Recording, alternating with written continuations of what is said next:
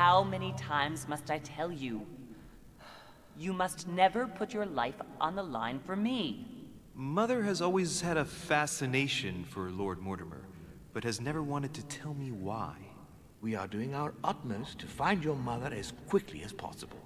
Without your mother, hundreds of men of the cloth would have gone to the guillotine. All I can tell you is I'm looking for my sister. Do you believe your mother capable of torturing a child? An agreement for cannons. Lord Mortimer assured me that you are to take over the project on behalf of your mother. Johann Christoph von Wollner, Minister of Religious Affairs, and Jacques Peroux, French Revolutionary Tribunal Judge. You will find that Lord Mortimer is not what one would call conventional, Monsieur de Richet. I do apologize for being late. I was obliged to clear up some urgent business.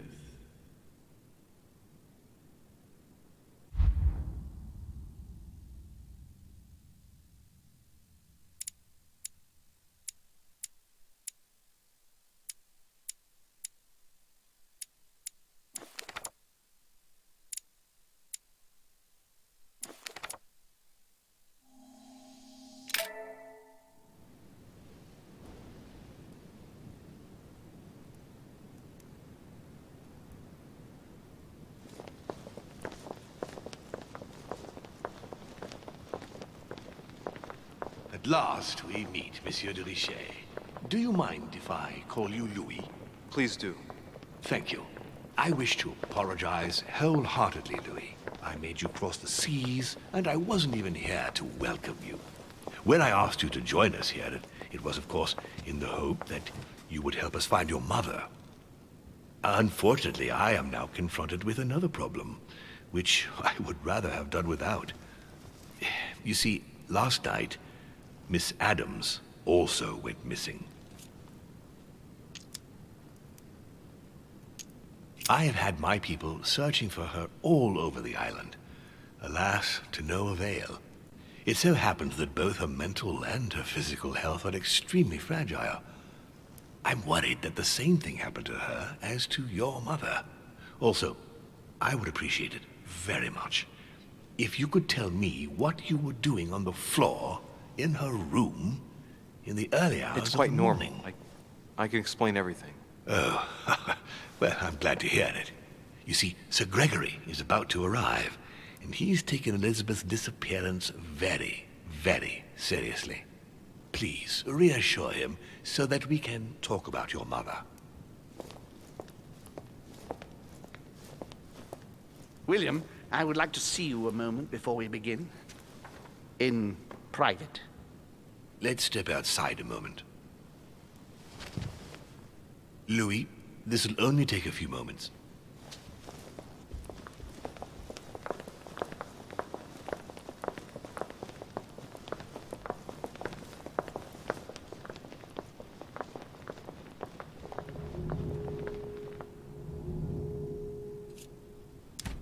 All right, let's take this chance to look around.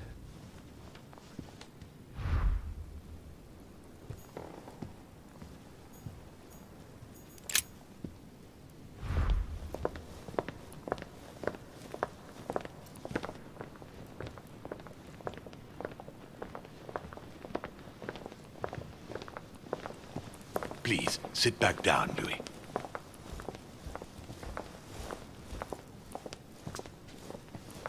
This sort of behavior is not working in your favor, young man.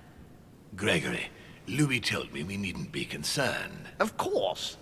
Monsieur de Richet, the situation seems to escape your grasp, so I won't beat about the bush. Did you kill Elizabeth Adams?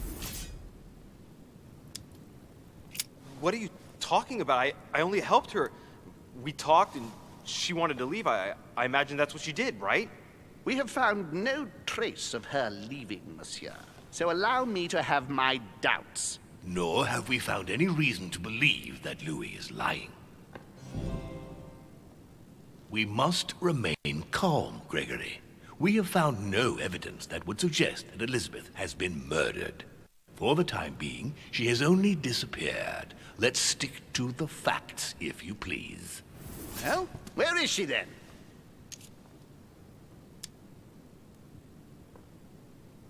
She's probably gone back home. She didn't want to stay here any longer. She seemed very uncomfortable here. Why imagine the worst? Until there is evidence to the contrary, your mother is still lurking nearby, and I dare not think what would happen were they to meet. Damnation, William! This is a fiasco. Sir, you don't seem to realize just how serious this is. Let's try and remain calm, Gregory. In any case, it would be far better if Elizabeth really has left the island, as Louis says. Why do you think she wanted to leave? She was terrorized by my mother's presence here. Just the thought of coming face to face with her was unbearable. Did she tell you why? Yes, she brought the subject up. I'm sorry, Louis. It couldn't have been easy to hear. For your sake, I sincerely hope that she got there safely. Monsieur de Richet, I apologize if my words seemed a little abrupt. I dare not think what would happen if Elizabeth came across your mother on the island. Your generosity may well cost you dearly. I understand, my lord. I certainly regret it. You don't need us for any of this. So come along, Monsieur Peru. We are leaving.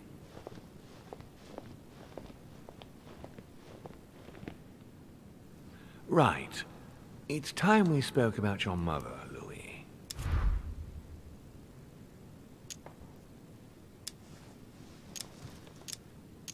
She isn't missing, you know. What? What do you mean? My mother has left traces in every nook and cranny of your island, my lord. She's definitely here.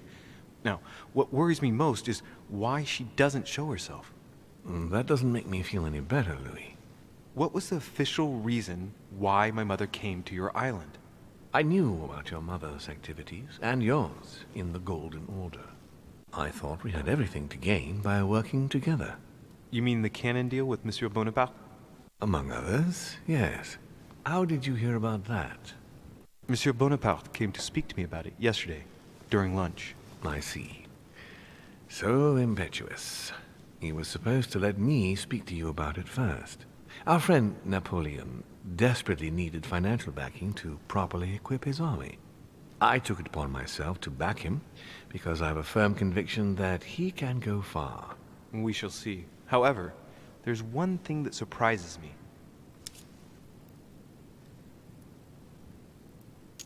Isn't Bonaparte a bit young to deserve so much attention? Well, you come straight to the point. I like that. Indeed, if you knew just how much you remind me of him. Trust me, I'll wager that Monsieur Napoleon will soon prove himself. I'm working on it, at least. Once this deal was closed, I had big plans for Sarah. Such as what? You see, I've invited several influential figures on my island to present them with a project at the conference. It will be presented later today. I thought that the Golden Order had a role to play. And I still think so. I was hoping Sarah would be able to join us. I see. Indeed, if by chance your mother decided not to return to us before the conference, would you do me the great honor of attending? If only to follow the deliberations while waiting for her to duly take her seat. Why not? We shall see. Ah, thank you so much. In this way, you'll be able to keep your mother informed of what is said. There's something else I'd like to briefly go over. Earlier, you asked me the official reason for your mother's presence here. Is there an off-the-record reason why your mother came here? If only my mother had trusted me, but she remained very mysterious. I'd have been delighted to answer your question. Is this usual for her? As head of the Order, secrets are her bread and butter, as you can imagine. That said, it's the first time she hasn't let me in on the reason for her trip. And it intrigues me, to tell you the truth. Well, I am sure that Sarah will explain everything once she reappears. There's something I still don't get. In your opinion, why would your mother remain in hiding over several weeks? Her not coming back to the manor after so long makes me wonder if she is wary of someone. Well, certainly. But whom? The only ones who were present during her stay were Sir Gregory, Duchess Hillsborough, Mr. von Wollner, and myself. How did my mother and Duchess Hillsborough get on? Oh, very well, I believe. They spent a lot of time together. Without wanting to exaggerate, I rather got the impression that Emily reminded your mother of herself when she was young. The only thing I can tell you is that Sarah had indeed changed. At the beginning of her stay here, we enjoyed spending time together, solving the world's problems. You seem to know my mother very well, my lord. What did you talk about together? Oh, as soon as we had a little free time, we liked to share points of view about practically any subject. We would find ourselves embarked on interminable discussions that could go from Monsieur Blanchard's flight in a hot air balloon to the Treaty of Jassy, or the adoption of the metric system in France last year, or even Mr. Eli Whitney's invention in the United States.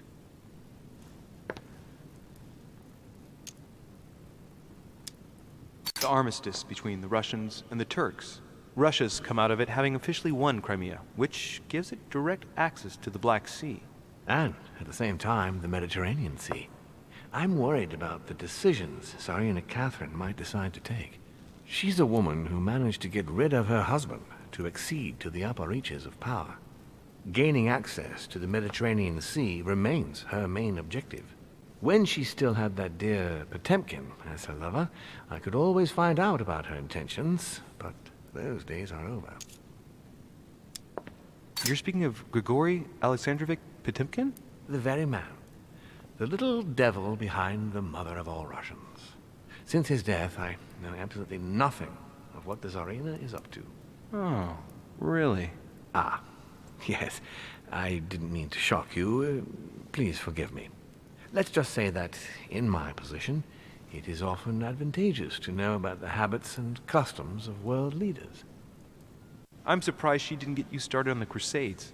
It was her favorite subject. Are you joking? Sarah and I spent entire days together reliving them. It so happens that the Crusades are also my subject of predilection, especially the Third. My ancestor distinguished himself brilliantly during the siege of Saint-Jean d'Acre. Mother lulled my childhood with tales of the Crusades. How Richard the Lionheart and Philip Augustus had to battle it out to achieve their ends. And how Guy de Lusignan, having broken his word, launched the siege of Saint-Jean d'Acre. Oh, I see Sarah's lessons have inspired new enthusiasts. Good on you, because not everyone can claim they know as much at your age. Your mother is a very well-read woman. You're quite lucky to have her as a model, Louis. Yes, I know, but I'm still very worried. I must admit, there are worse things to worry about now, Louis. What do you mean? Since she disappeared, your mother has been seen once. Her behavior on the evening of your arrival greatly surprised Gregory and myself. She resurfaced to attack Emma, Emily Hillsborough's twin sister. And she shot her with a pistol. Then, before Gregory could intervene, she ran off and disappeared again. I beg your pardon? Hang on.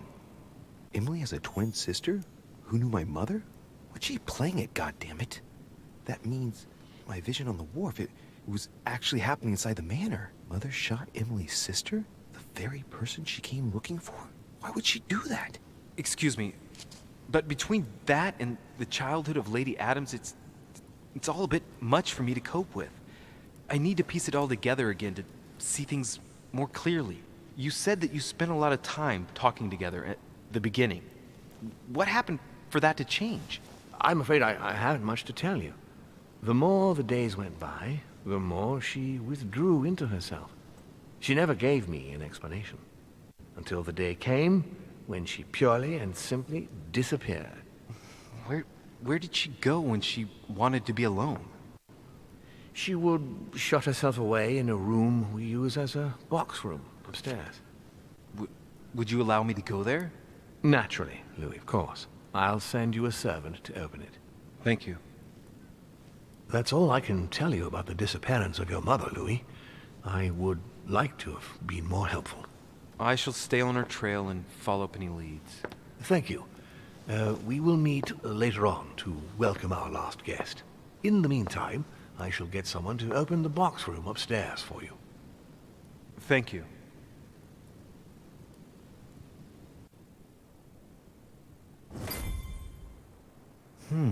The room is just opposite Mortimer's study.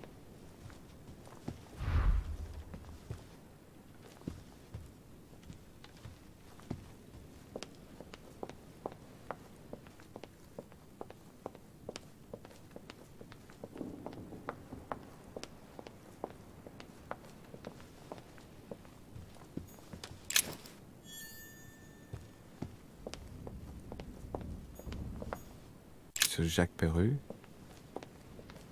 Monsieur Napoléon Bonaparte.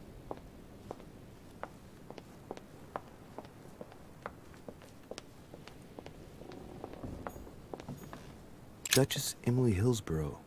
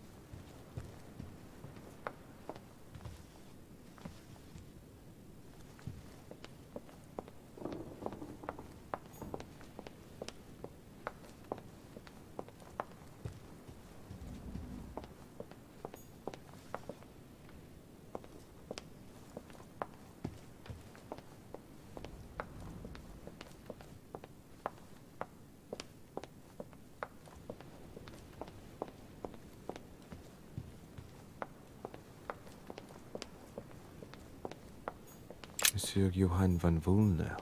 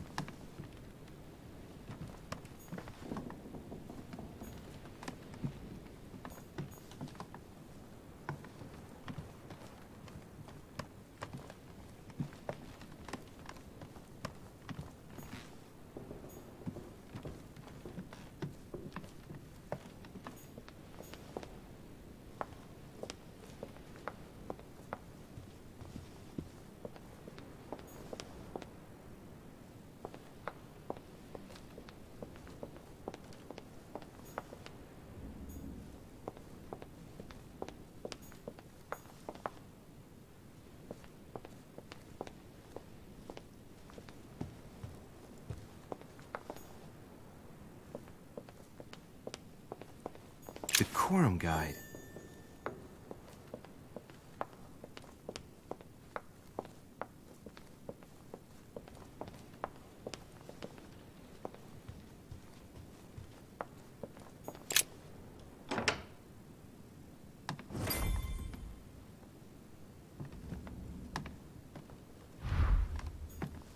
There are burnt papers in the chimney. There's a legible fragment left. Hey, I recognize my mother's handwriting. She says, we must find a safer way to communicate. Someone is onto us. Trust in my faith in the man with the sword. So Mother had an accomplice here. Who could it be? Who could she be suspicious of? I must find the next part. Faith, sword. I recognize her love of riddles there.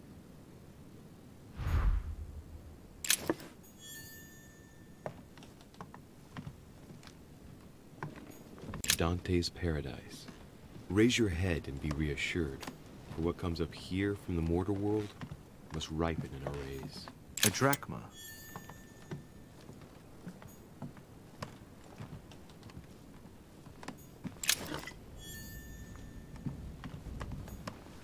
What is this disc?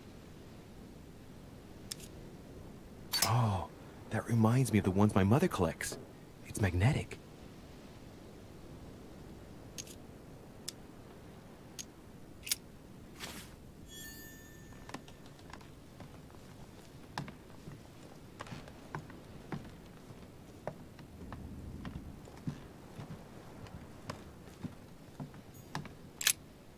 St. Paul on the Road to Damascus by Caravaggio. Caravaggio attained a magnificent command of black and the play of colors too. Paul facing an ordeal, the curtains of his illusions being raised, and receives the light from his Savior.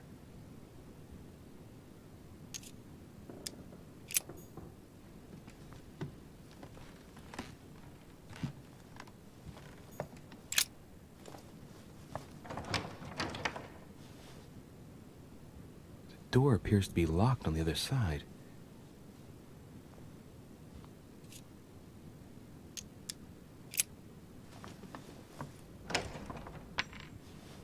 I think I heard something fall to the ground. A metallic. We'll see if it works.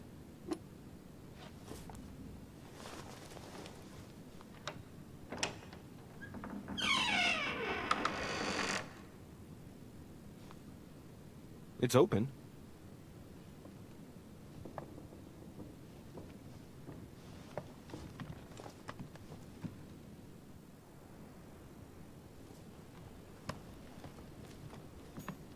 A chest with the occult symbol representing air.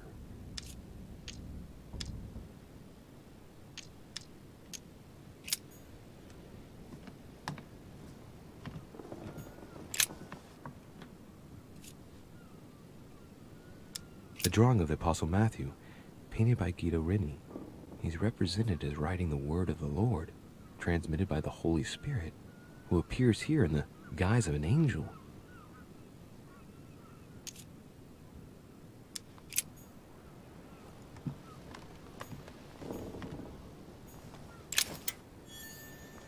The New Testament.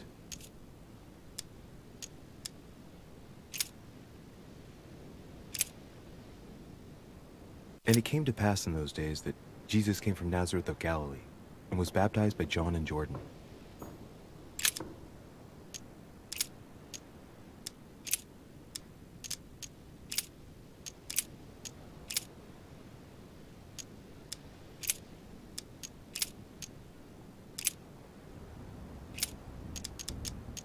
This book is incredibly precious. I believe this is the book my mother referred to when calling upon the Lord. This volume dates from the first edition by Gutenberg. It's the first book that was ever printed. The pages are covered in annotations in Latin, French, and Hebrew. Someone spent years studying this Bible.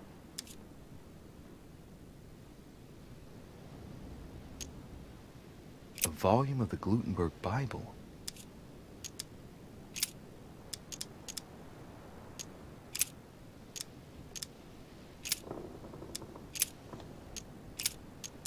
I guess I'll just come back later.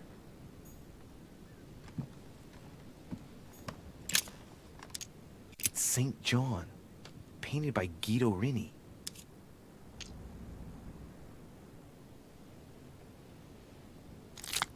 St. John is known as the youngest of Christ's apostles. Well, we often give credit to St. John for having written about the apocalypse in the last book of the Bible.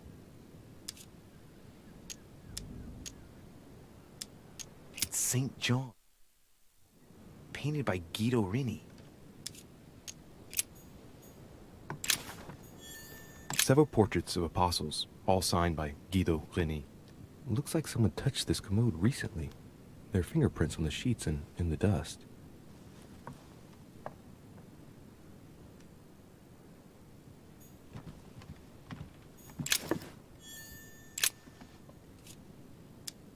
painting of St. Mark from the collection of the Apostles by Guido Reni.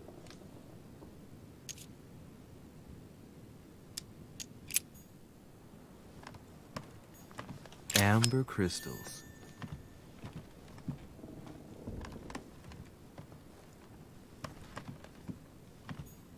Several portraits of apostles, all signed by Guido Reni. Looks like someone touched this commode recently. There are fingerprints on the sheets and in the dust.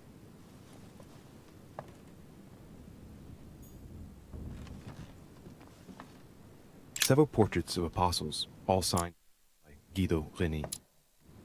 Looks like someone touched this commode recently. There are fingerprints on the sheets and in the dust.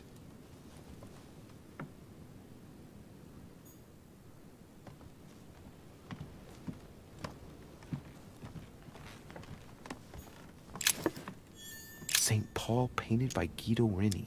Of the 4 apostles shown in this piece, Paul is the only one who isn't an evangelist. He is the 13th apostle. St. Paul is shown holding a sword. Strange. There's hardly any dust, as if the painting's been cleaned recently. There's a small inscription engraved on the frame. Let's take a closer look. This is how Paul spoke to his pilgrims from Rome. Just above that, someone's written down the figure 11 on the painting and underlined it twice. No, what does that mean? So we have the figure 11 twice underlined, and a story of a group of pilgrims who it looks like Paul is speaking to. Maybe it's a code. There must be a connection. A text on Paul must be somewhere, and it must be associated with the figure 11. But what's the story with these pilgrims? I mean, a connection with the figure, maybe?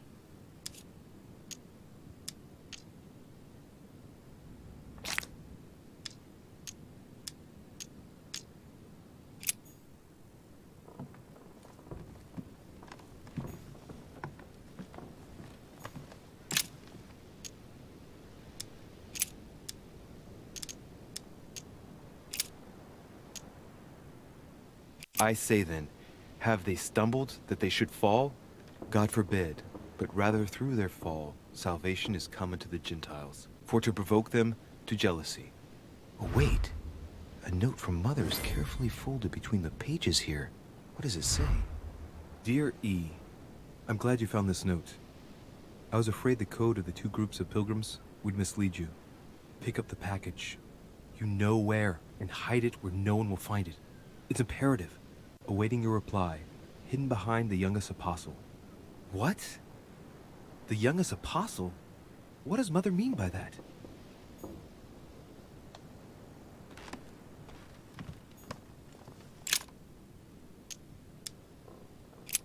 The painting looks like it's been taken down recently. But wasn't my mother said that she would wait for an answer hidden behind the apostle? Ah, of course. There's something written behind the painting. On the 2nd day, the pilgrims will listen to the prophecy of the young apostle. They shall add 1 companion to their left and 3 to their right to complete their rank. What does it mean?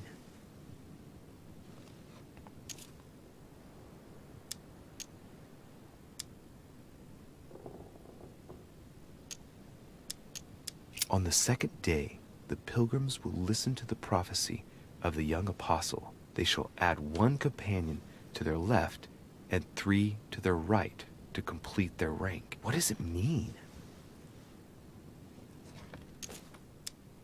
St. John is the only apostle painted in this gallery who hasn't got a beard. Hey, wait! That means it's him. He's the youngest apostle. Right. This painting is therefore associated with the answer which E had to give to my mother. Now, I just need to know how to recover the answer. They should add a companion to their left and 3 to their right to complete their ranks.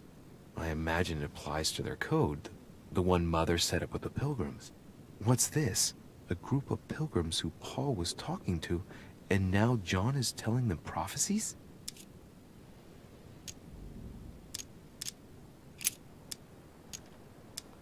On the 2nd day, the pilgrims listened to the prophecy of the young apostle.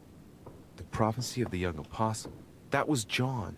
And the prophecy mentioned is most likely the book of Revelations according to St. John.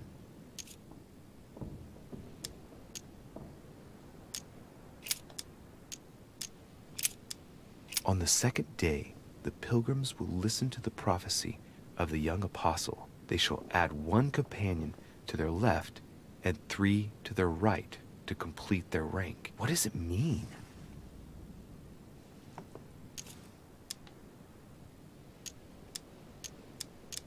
It's St. John, painted by Guido Reni.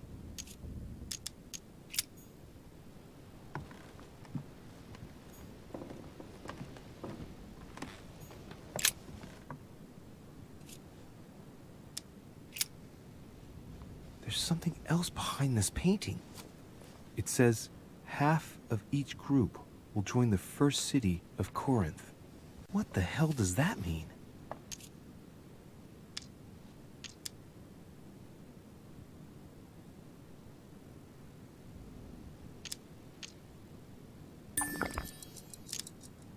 Group of pilgrims, if I'm not mistaken, numbered respectively 12 and 14 in the last painting. With the simple operation suggested, that would mean that the new groups are 6 and 7.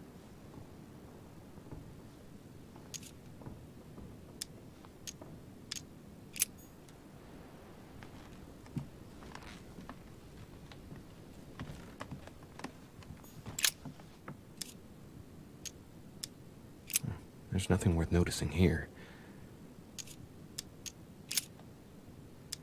No, nothing of value here. Little characters are engraved on the chest of drawers under the urn. It's a sentence in Hebrew. It says, "Count in the dust." All right, let's do it.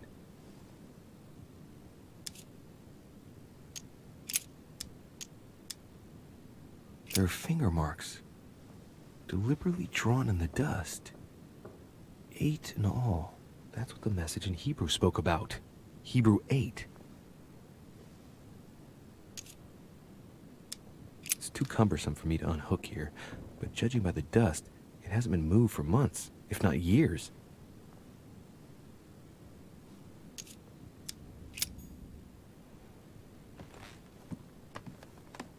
St. Paul painted by Guido Reni.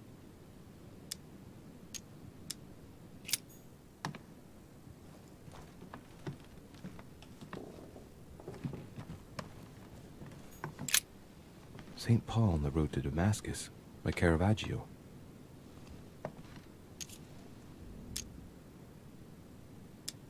St. Paul is the only saint to be presented twice in these paintings, contrary to the other apostles. How come? This painting has been hanging here for a long time. A lot of dust is built up on it.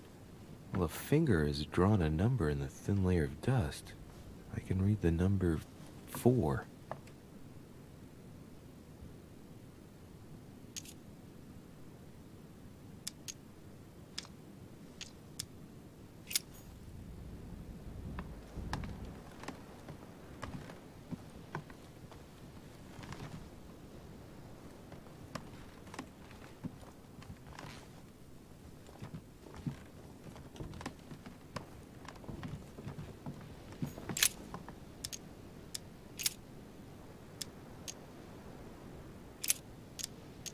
And he became very hungry and would have eaten, but while they were made ready, he fell into a trance.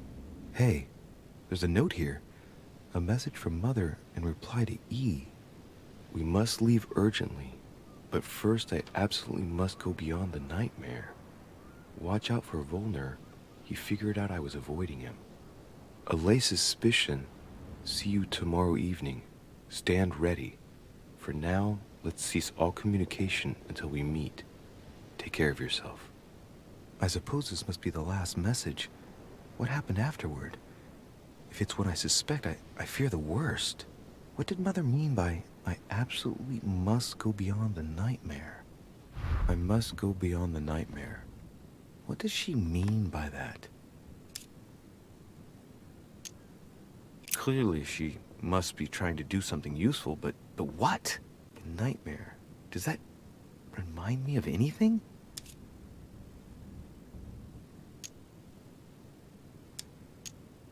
Well, if it's a concept, I've got no idea what it is. I need to figure out what this means. Mortimer's getting his guests together. I ought to join them so I don't look suspicious.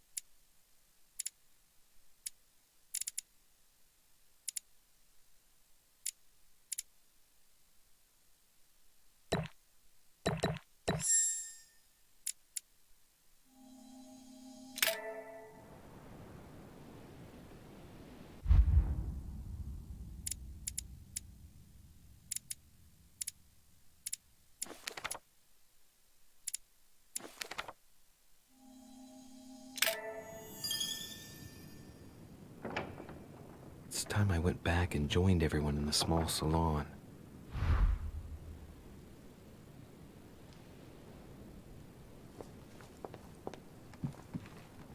You are expected in the small salon, sir.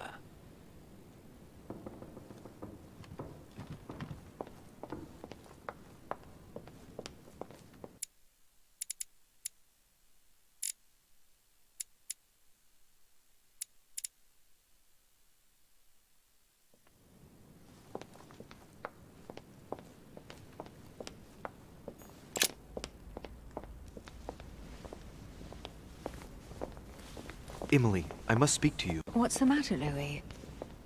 I have news about your sister. What have you found out? Look, I've started piecing together the events leading up to my mother's disappearance and your sister's. Did my mother know about your secret? Yes, even though I belong to the English chapter, her rank in the Order gives her access to a good deal of personal information. It must have been Emma I saw in my vision. I was given to understand that my mother and your sister bonded during their stay.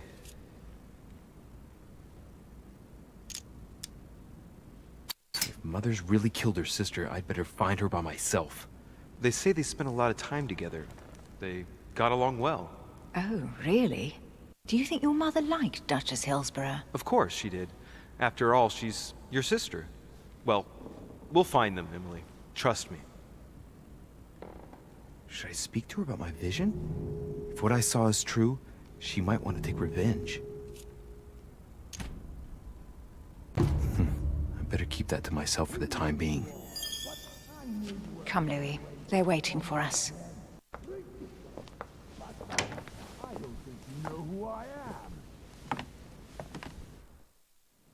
You will pay dearly, Peru. I'm sure you were involved somewhere along the line. That's right. Pretend you don't know. One piece of advice. Don't travel through France on your way back, or it'll cost you dearly. Calm now, my friends. Let's calm down. Everyone seems to be a little unnecessarily heated. Don't forget where you are, please. What's going on here exactly? Sir Gregory called us together to introduce the last guest. But hardly had we arrived when he set upon Monsieur Peru. And who is this charming character? Manuel Godoy, the Duke of La Alcudia. He's the head of the Spanish government, Monsieur de Richet. He's the one who, in practice, controls Spain. How could you dare do such a thing? Dios mío, you are all out of your minds! Really, Duke Manuel? What made you kick up such a fuss? What? Have you not heard? Well, let me inform you that yesterday morning at 10:22 a.m. precisely, in the middle of the Place de la Révolution in Paris, by decree of the National Convention which Monsieur Peru works for, King Louis was guillotined. What? Oh, no. The King of France is dead, gentlemen. Our monarchies are in danger. I have said it before. How dare they? Oh dear. Oh, as if... Gracious. No deposit. Friends, let us calm down. Don't pretend to be surprised. He got a fair trial. Ridiculous. Bastard. He was sentenced to death by 361 votes to 360. You beheaded a king for one vote. Is that your democracy? What an obnoxious act. Until anything was possible. This political coup will have grave consequences. France is lost. Gentlemen, please. Let us take a step back a moment. In the name of holiness. He was the highest representative of God in France, Emily. Gentlemen, Duchess, we're all among people of reputable company here. We should be able to manage the conflicts of our nations in a respectful and orderly manner. I fully agree with you, sir. But That's enough, sir. with whom do I have the pleasure of speaking? Louis Maras de Richet. Are you related to Sarah de Richet? Sarah is his mother, Duke. Gentlemen, this news affects us all, but I must ask you to remain calm. It's not the first time history has taken us by surprise. Let's ensure that our respective countries are allowed to respond appropriately to this news. Oh, rest assured. The response will not fall short, my friend. Good for you. Well, Your Grace, here I was preparing to introduce you as is proper, and you've beaten me to it. I'm delighted that we are all together at last. Our meeting will therefore be able to kick off shortly. I have just a few more little preparations to take care of before you all find out the reason for your presence here. In the meantime, I shall leave you to get to know one another. When you hear the bell, please proceed to the conclave room on my left, behind that door. I'll see you later.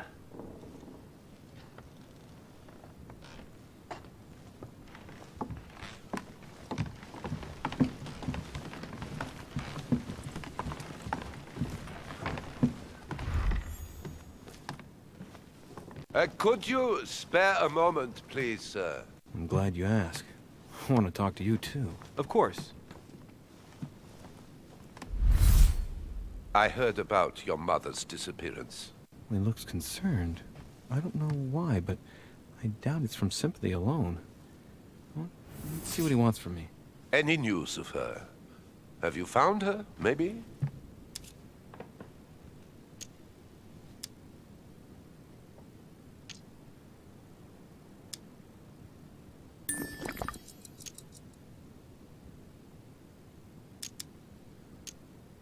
Hear you speak, it sounds like you and my mother were close. Let's say I hold your mother in high esteem, yes. We were even planning to work together. That's what he was getting at. Did she tell you about our arrangement? The cat's out of the bag now. More or less, but please do refresh my memory. Yes, of course. Nothing of great importance in itself. During one of our discussions, she spoke of an old book, which might have been of interest to me, and she had agreed to let me have it. A book about what? Ancient occultism. As you are aware, I am a doctor of theology. You might have come across some old books in her belongings, perhaps?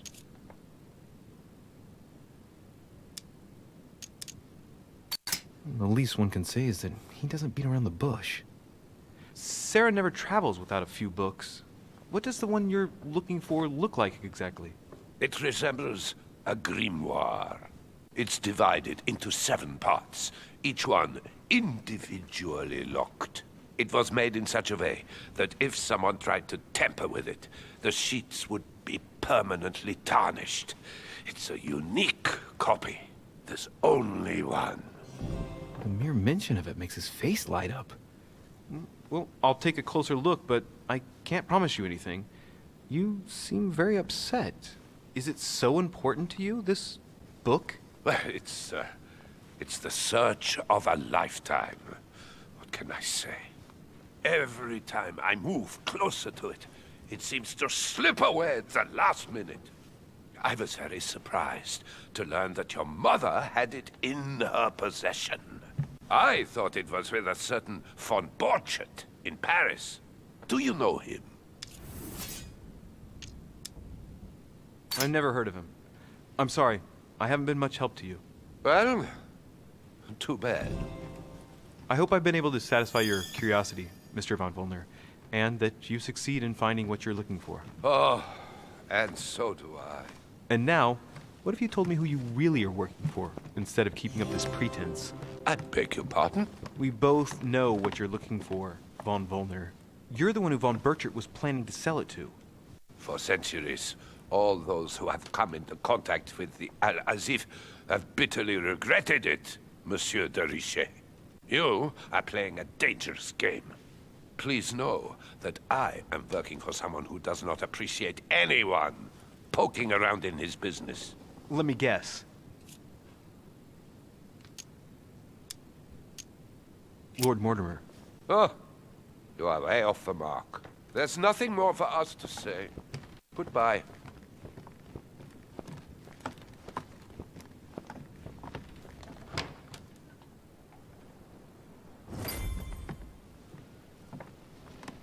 Honey, the remedy of the gods. There's a pattern with 5 circles on this chest. All right, I've retrieved everything.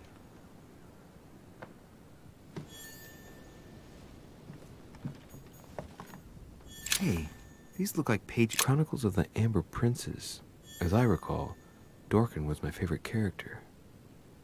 Chronicles of the Amber Princes.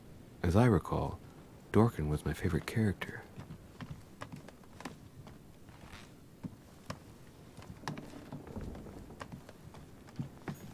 A Bazant.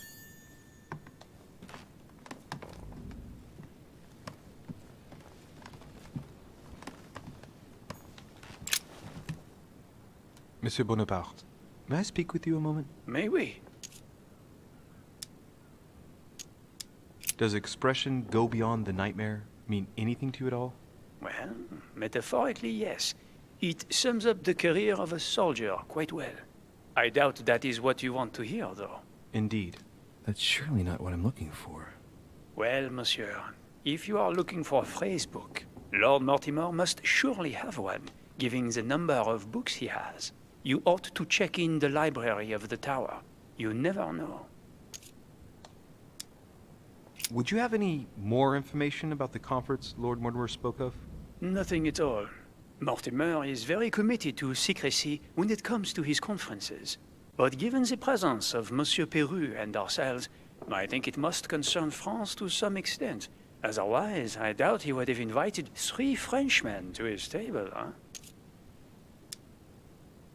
What do you think of Duke Godoy? Well, I'd rather not express any opinion of him. Why is that? His reputation is enough for me.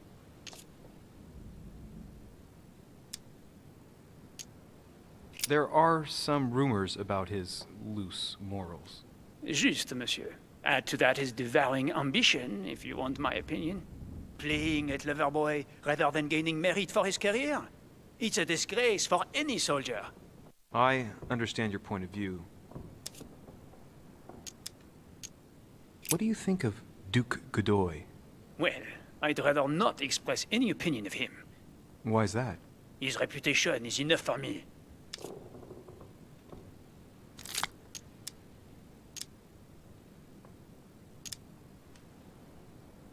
Meaning? This gentleman enjoys people talking about him for too many reasons. His undeserved titles, more than 10 in just 4 years, and each one more prestigious than the one before. You don't think he deserves them? If I had seen him on the battlefield, there might be some doubt. But that is not the case. The Queen would rather not risk losing him, so she consoles him with awards and titles. So you don't have a very positive opinion? His coveting French Catalonia does not encourage me to have one. I understand your point of view. What do you think of Duke Godoy? Well, I'd rather not express any opinion of him. Why is that? His reputation is enough for me. I'm sure that a soldier such as yourself is not interested in vulgar rumors. Quite right. If only this cursed gossip didn't come to stain the uniform he has the audacity to wear. Don't you find him worthy? But how could he be, monsieur? He never sets foot on the battlefield, too occupied with charming the queen. Have you any idea of the number of titles that coward has won in just a few years? No, not really. 10! And that Don Juan spends the best part of his time under the queen's skirts. The bugger must have some hidden talent, given all of the gifts she gives him. I understand your point of view. Well, I'll be leaving you now. Shall we meet up again later? Wait, monsieur. Any news of your mother? Unfortunately not, no. I hope to speak with her about my deal before I leave. Let me know if you find her. À plus tard, monsieur.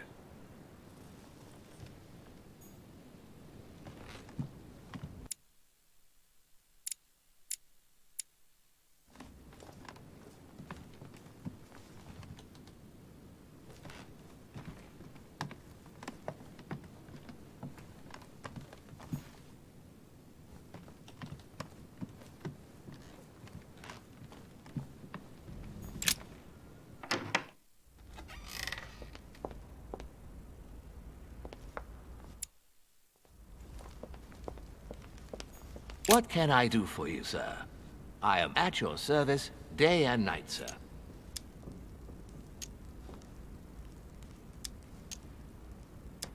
I would like to speak about your master, Lord Mortimer. Do please excuse me, sir, but I shall make no comment about my master. Is there anything else that sir would like to know? As I was unable to bring my personal effects with me, I was wondering if you could find me a few items. Of course, sir. What would you require? I still haven't quite recovered after that boat crossing. Would you happen to have any Devil's Thorn by any chance? I am sorry, sir, but the Devil's Thorn may be just a plant, but it is also a powerful psychotropic drug that causes undesirable diuretic effects. I would advise against, sir, taking any. Don't worry, my good man. I know the effects of Devil's Thorn very well. I've been taking it for years without any adverse effects. I've never had cause to complain. You can believe me. That is well, sir. Here is sir's herb. What else can I do for you, sir? A little Carmelite water would do me a lot of good. Could you find me some, please? Oh, the tonics are under lock and key, sir. Lord Mortimer only allows access to them in cases of emergency.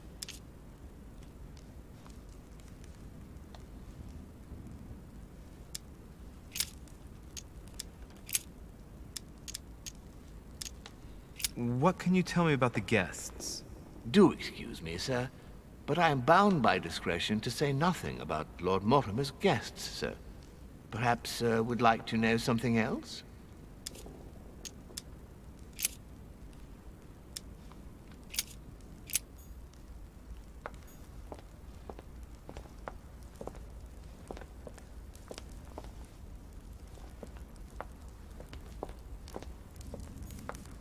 A Bazant.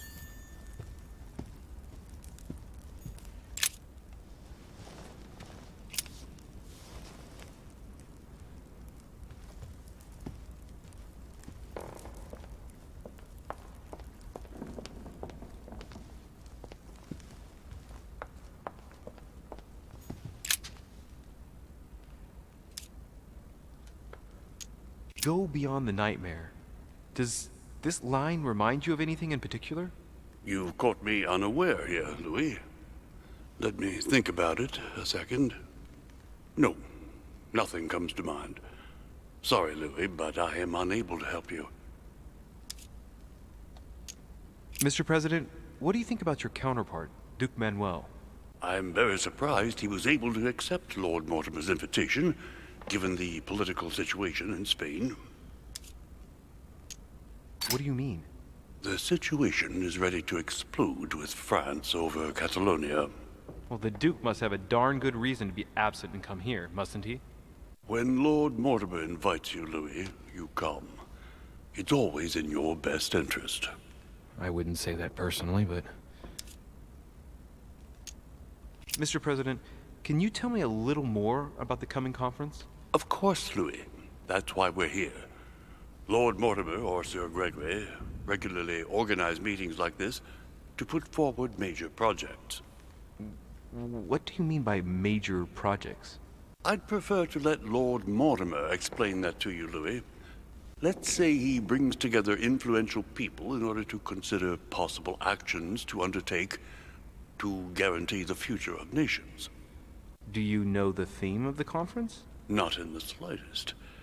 None of the guests know the theme before arriving. But you'll see, everything will turn out fine. Don't worry. Well, thank you for your time. Don't mention it, my young friend. Regarding your question on the nightmare, don't hesitate to question the others about it. Maybe one of them knows more than I do. That's a good idea. Thank you once again. I'll see you in a little bit.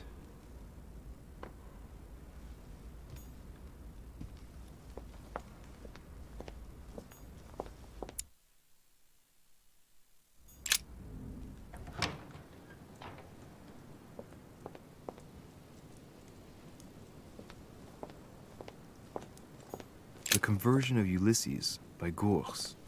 Circe changing Ulysses' companions into swines. Discourse on the Method by Descartes. This book changed the way I looked at the world. Circe preparing wine. What better trap for Ulysses?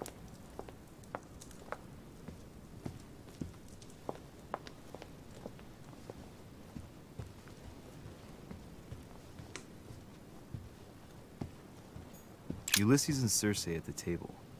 If I were you, Ulysses, I wouldn't drink the wine. Circe turning Ulysses' companions back into humans.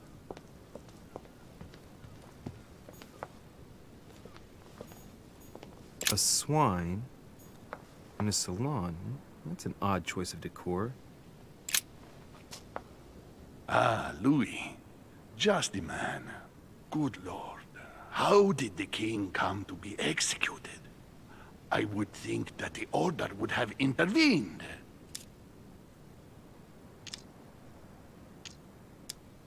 I invite you to speak about it with my mother as soon as she reappears. Is there any news of her? Well, I hope it won't be long before I find her, Your Eminence. Louis, I'm counting on you. If you don't find Sarah before my departure, I must ask you to give me back the letter I gave you. Well, don't worry about that, Your Eminence. Now you wanted to speak to me. If I say the nightmare to you, does it make you think of anything? Your question is strange, my son. Difficult to say. Could you at least tell me a little more about the context? Well, I mean, if it were a place or an object found on this island, what would you think of first? The nightmare. No, I don't see anything. I'm sorry. Well, that's too bad. Ah, wait! I suppose it might be that horrible painting hanging in Lord Mortimer's study. Pretend not to be that interested. Right. Well, don't worry about it. I was just curious. I'm sure a man like you is in the circle of trust. Would you know what the conference that Lord Mortimer mentioned is going to be about? Not really, my son. Well, be it Lord Mortimer or Sir Gregory, we are never informed about the theme of the conference before it begins.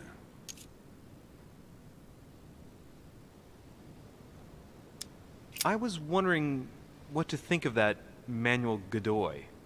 He is reputed to be a very ambitious character, at every level. But his faith is unwavering. He is a staunch defender of the church. You can believe me.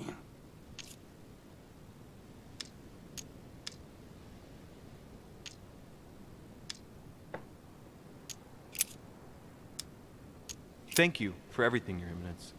I shan't take up any more of your time. You are welcome, my son. I will be seeing you, Louis.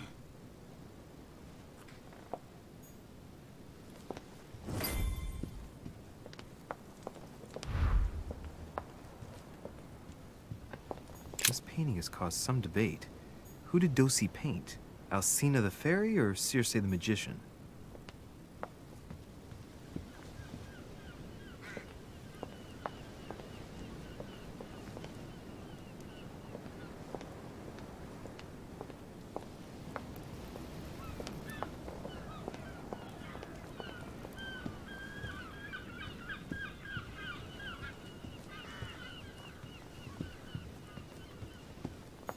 Dining on ham. Well, that's very appetizing. Circe. The lock is surrounded by a triple circle.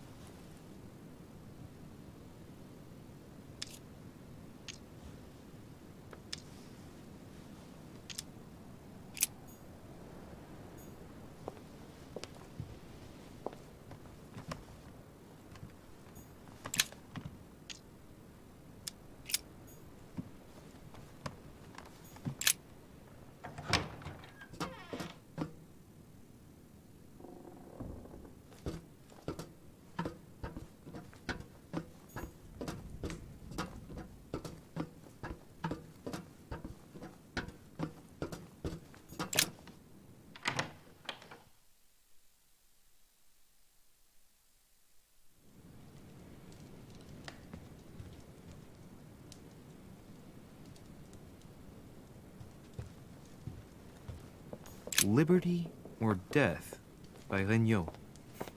Well, painting by Ingres. Molière dining with Louis XIV. Allegory regarding the Declaration of the Rights of Men. That's the least you could say.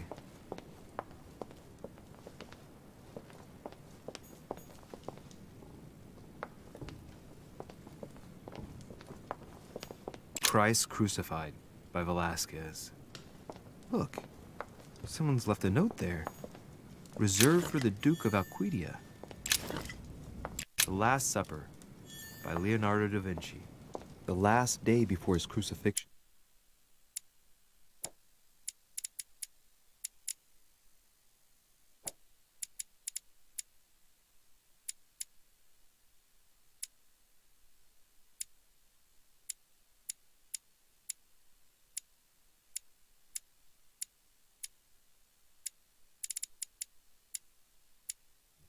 Jesus announces that he will be betrayed by one of his disciples.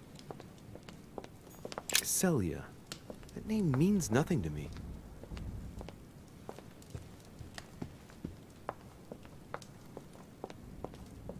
Christ Crucified by Velázquez.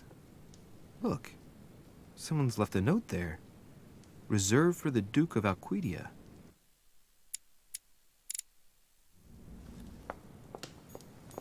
Ah, François Ier, Receiving the Holy Family, a painting by Raphael. The Song of Roland. Roland feeleth his death is near, his brain is oozing by either ear. With his brain oozing, it's already remarkable that he can feel anything. Amber.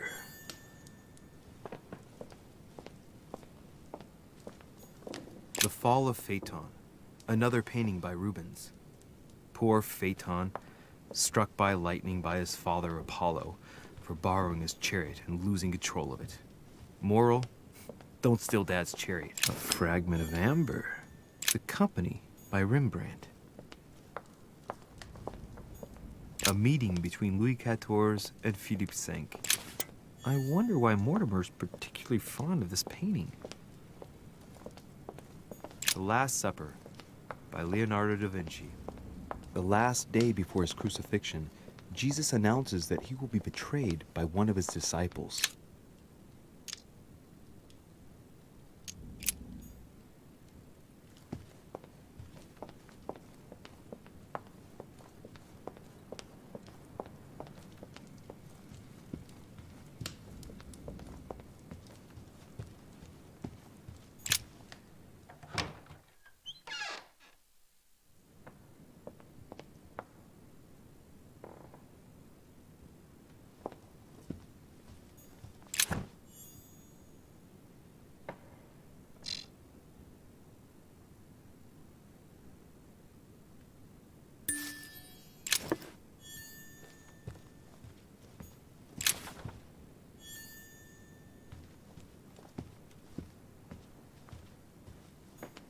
There's the alchemical symbol of the earth on the lid.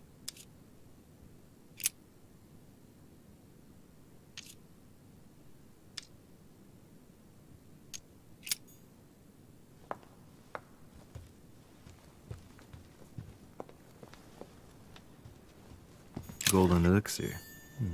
I'll keep it for later.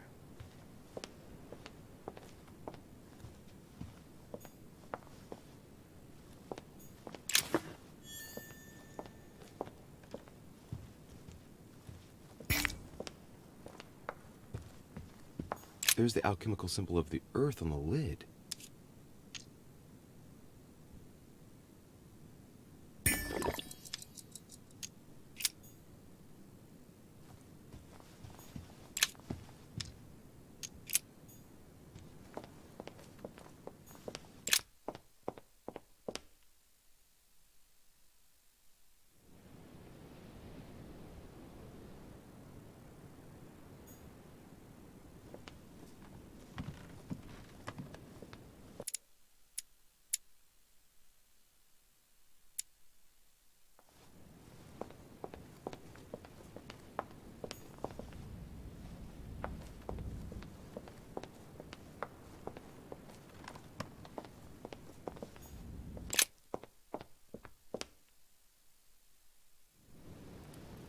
So, what did my mother mean by going beyond the nightmare?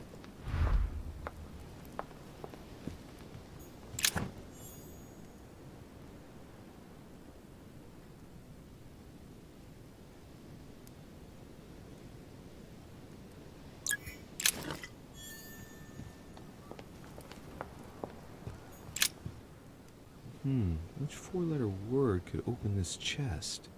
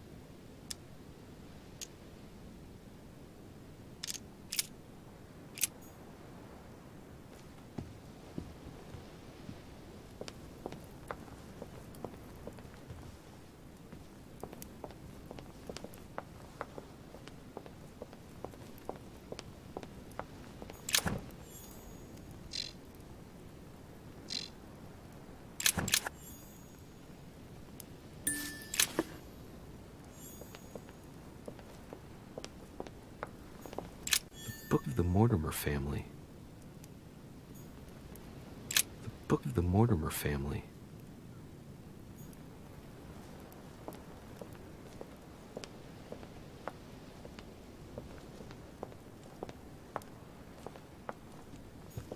Dante's Purgatory. Why does your mind presume to flight when you're still like the imperfect grub, the worm before it's attained its final form? Charming.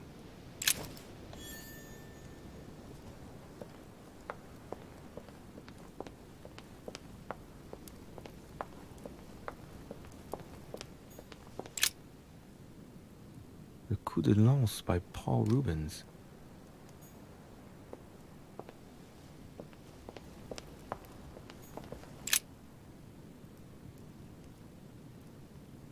A family ancestor, apparently.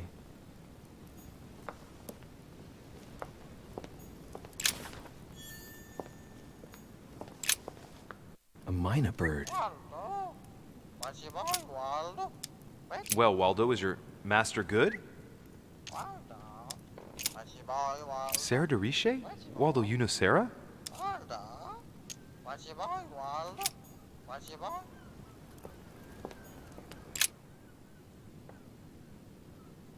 A painting about a siege dated.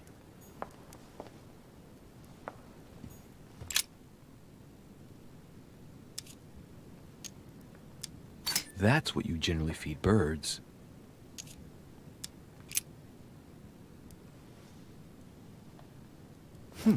Might come in handy.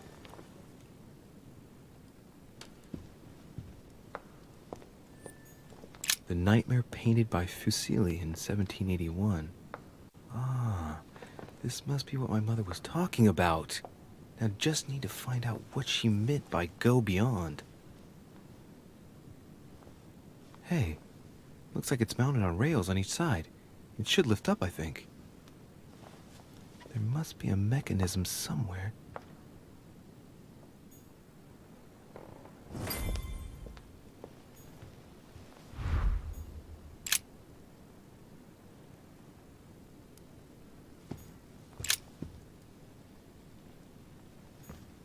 No, what have we got here?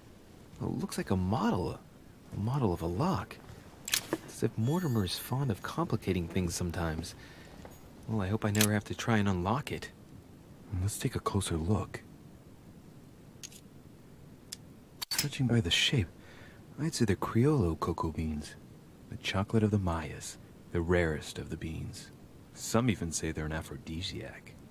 When a product is in fashion, people attribute all sorts of virtues to it, not to be given to animals. And these chocolates are probably a protocol gift. Everybody in Europe loves them nowadays. Marie Antoinette, the Queen of France, has her own personal chocolate maker at Versailles. They say it's her guilty little morning ritual before getting dressed. A cup with 1 sugar and some vanilla, if I remember rightly. I would be surprised if Mortimer has them delivered straight from South America. Dark chocolate beans. Very bitter. They're greatly prized in high society.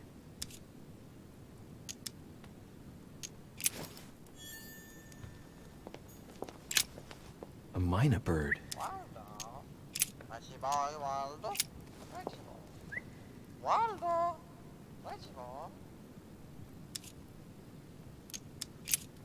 Sarah de Riche? Waldo, you know Sarah?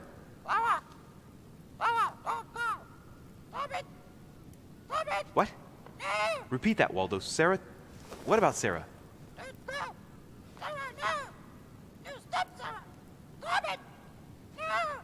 Good God, what's been happening here? Well, Waldo, is your master good?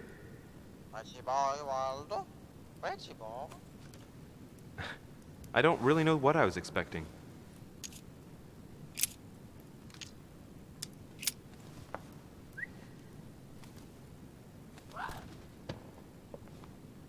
What have I done? It looks like I've killed him.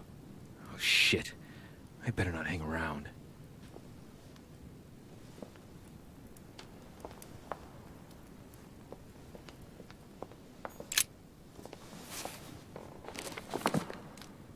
I don't think this book can help me.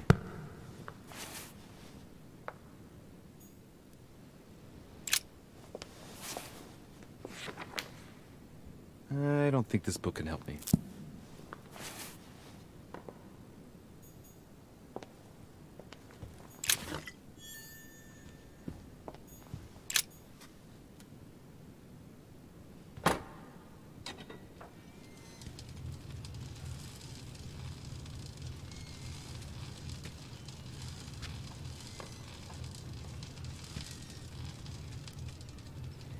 Aha! I found it. Oh, what on earth is this? A ring lock now? Great. That's all I needed.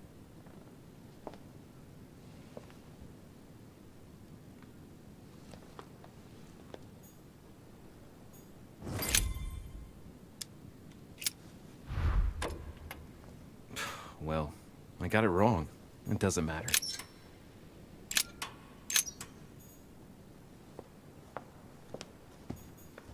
No, what have we got here? Well, it looks like a model of a lock. As if Mortimer is fond of complicating things sometimes. Well, I hope I never have to try and unlock it.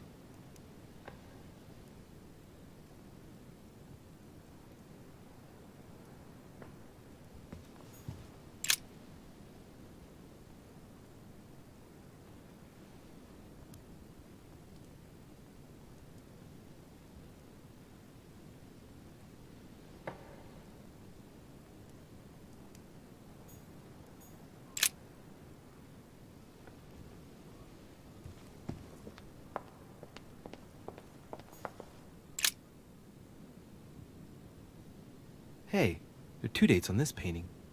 1154 AD and 5154 AL.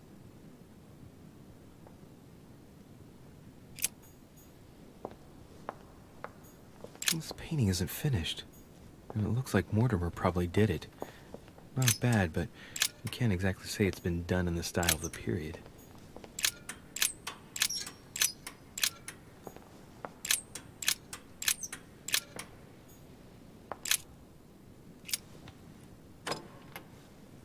Well, I got it wrong. It doesn't matter.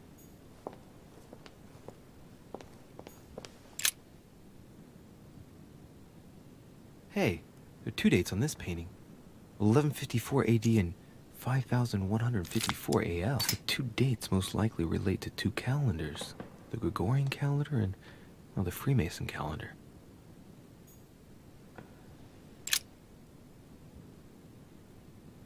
Hey, there are two dates on this painting. 1154 AD and 5154 AL.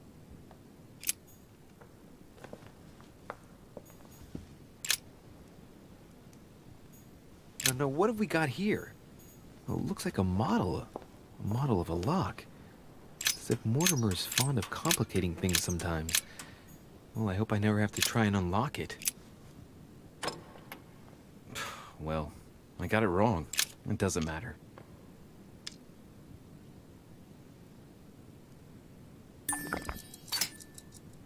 Looks like there's a marker on number 1 on the second roller.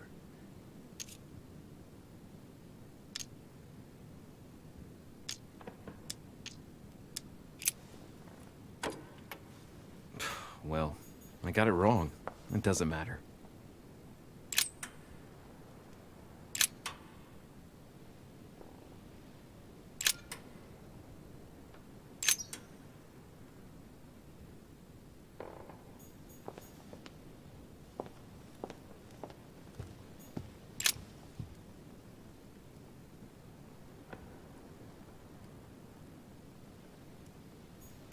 No, what have we got here?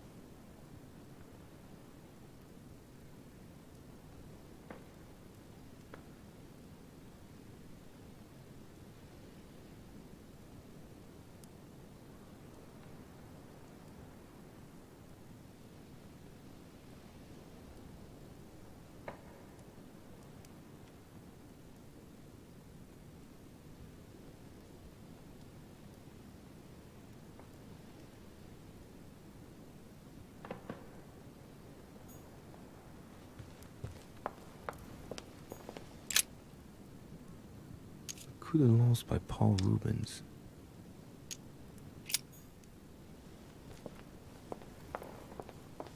This painting isn't finished, and it looks like Mortimer probably did it. Not bad, but you can't exactly say it's been done in the style of the period.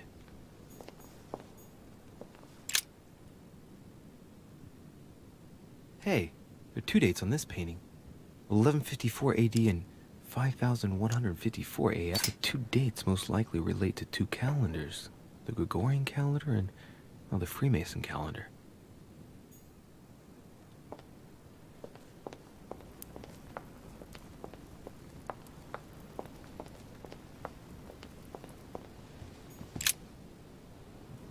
Which four-letter word could open this chest?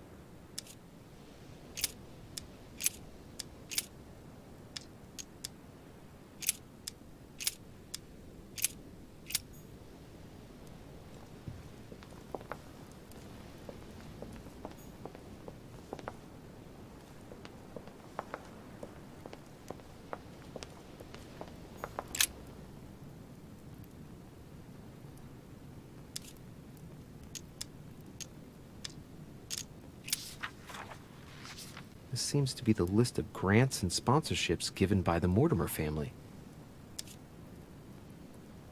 In 1645, the Mortimer family allocated a pension to be passed down the generations to the Nérac family from Bordeaux, shipowners and refiners from father to son, a family known for their expeditions to Africa and America.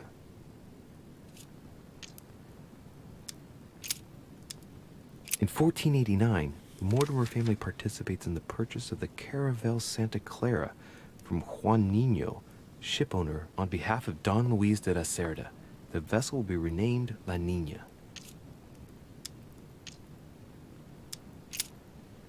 In 1567, the Mortimer family financed a brickworks in Qinhongdao in China, fitted out with 51 furnaces 3.5 meters high, in guise of a protocol gift for Long King, the emperor of the Ming Dynasty. From 1235 to 1280, the Mortimer family granted an annual pension to Albert the Great, Archbishop of Regensburg, in order to fund his research in the writing of De Mirabilibus Munci, books about the wonders of the world.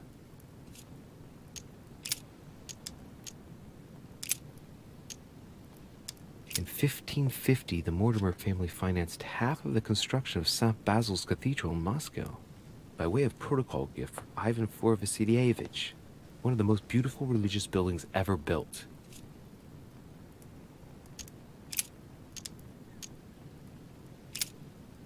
In 1635, the Mortimer family sponsored the Academy of Mersenne for 30 years in Paris for works in the sciences and in philosophy.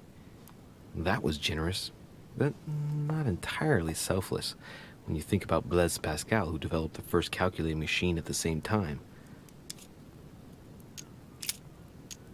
In 1513, the Mortimers financed the expedition of Ponce de Leon to the New World. That was the expedition that resulted in the discovery of Florida, in fact.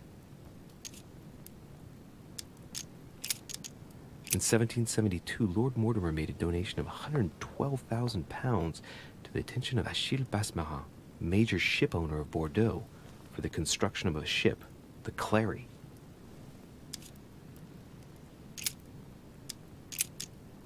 From 1685 to 1720, the Mortimer family allocated an annual pension to Denis Papin for his brilliant works in pneumatics and hydraulics. That reminds me of spectacular experiments such as his first submarine, which didn't end all that well if I remember correctly.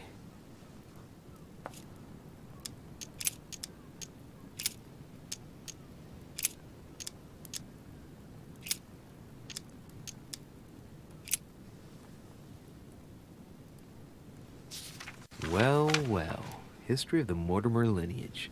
Looks like his ancestors have always sought to improve society, and have had an open attitude towards the arts.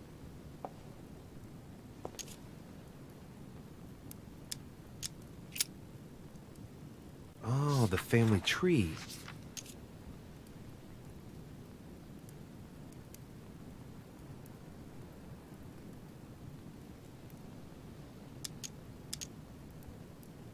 Lord William Alexander Mortimer, lover of the arts and the sciences, he took up politics at an early age.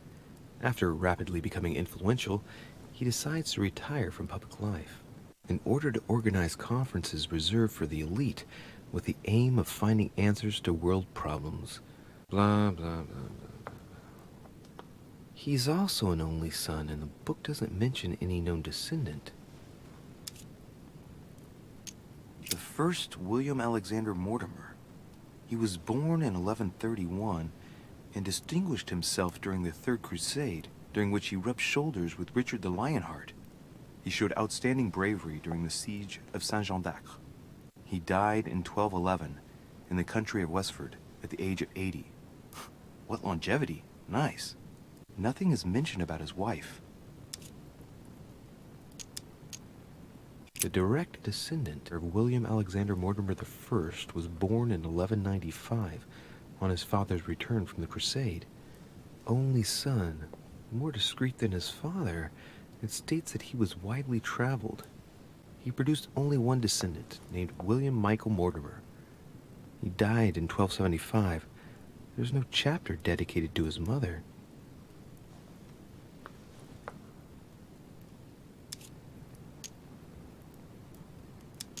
All right. For one, the women of the lineage are not mentioned at all. What a cavalier attitude. Right. Let's see. Who else is there?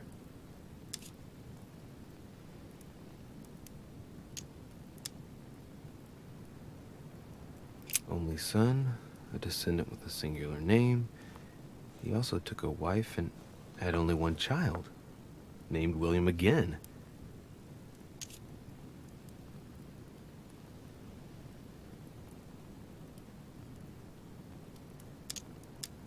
another at random. William Mortimer again. Only son, him too. Born in 1573 and died in 1665. The Mortimers lived to a ripe old age, that's for sure. Discreet again. The summary states that he was an excellent merchant, and that towards the end of his life, he entered politics?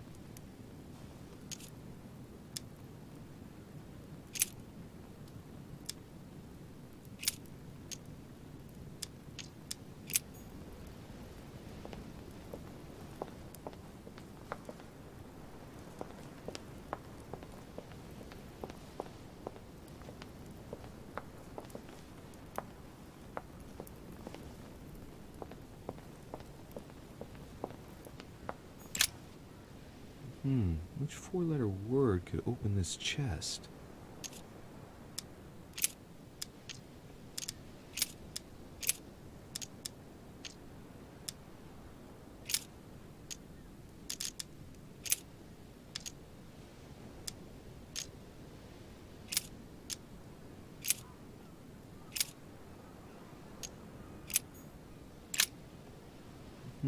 Which four-letter word could open this chest?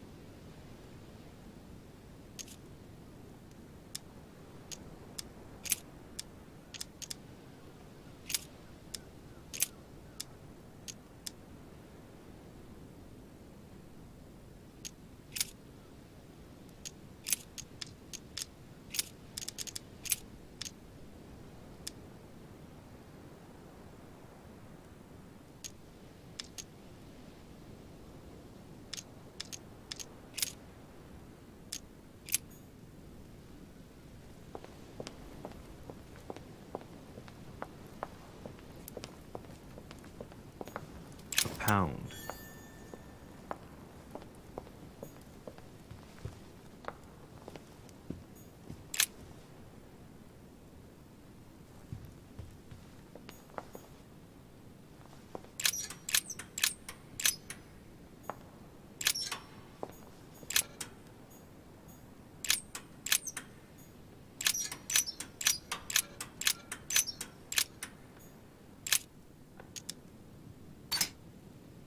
Looks like there's a marker on number 1 on the second roller.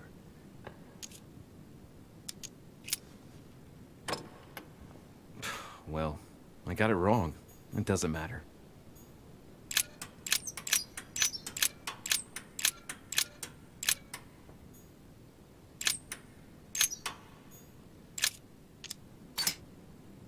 Looks like there's a marker on number 1 on the second roller.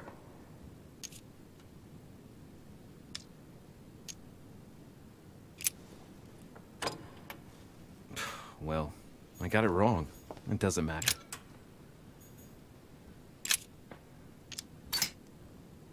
Looks like there's a marker on number 1 on the second roller.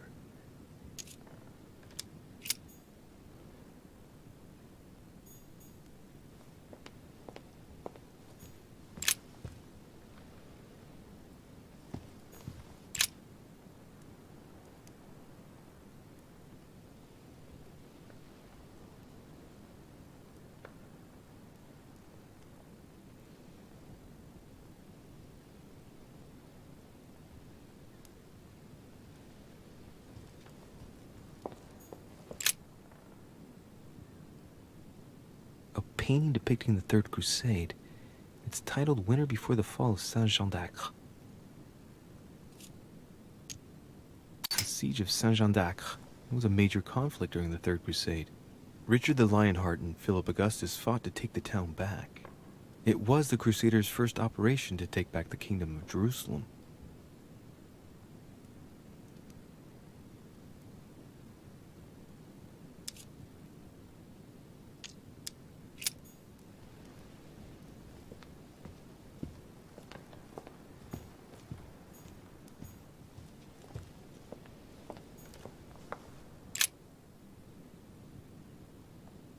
Hey, there are 2 dates on this painting.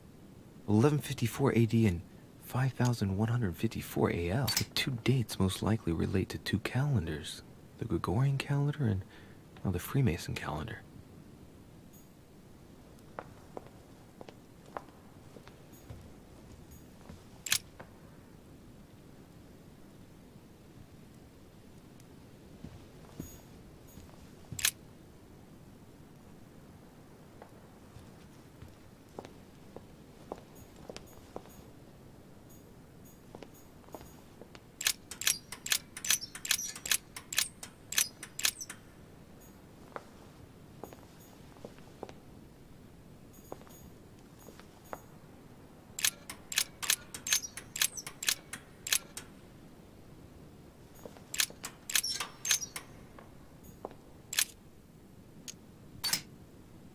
Looks like there's a marker on number 1 on the second roller. Doesn't work, damn it. I really thought I was close. 1190. Isn't the right date when you subtract 4,000? I must have missed a subtlety.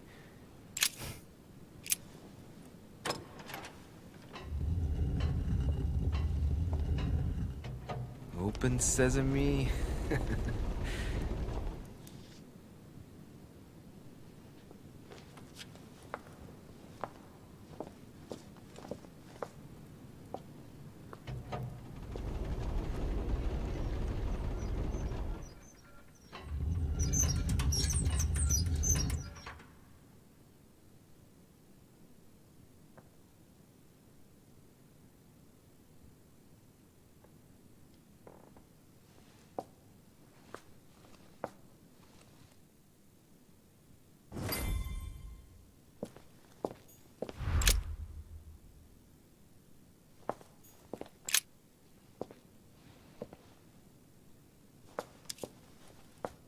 Moreover, it shows a fair number of sea voyages being organized towards the American continent. No doubt with slaves. How many men are broken in this trade? Tens of thousands each year, according to what people say. It shows the forces present in Africa. This is unexpected activity in this sector. It looks like there are also many unknowns, even for Mortimer.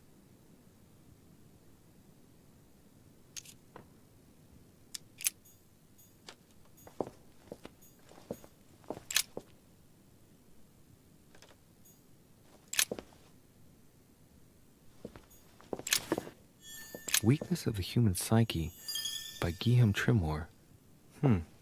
He says, it is possible to drill an idea into someone by constant daily repetition until the mind gives in. And goes on, there are hundreds of good ways to live life, but you only need one to convince the masses that it's the only one possible. This shows the forces present in America. Some of those forces are pushing toward the west. On it, Mortimer's placed little feather symbols at different points, toward which the Spanish are headed. Could he be fueling Indian resistance to slow down Spain?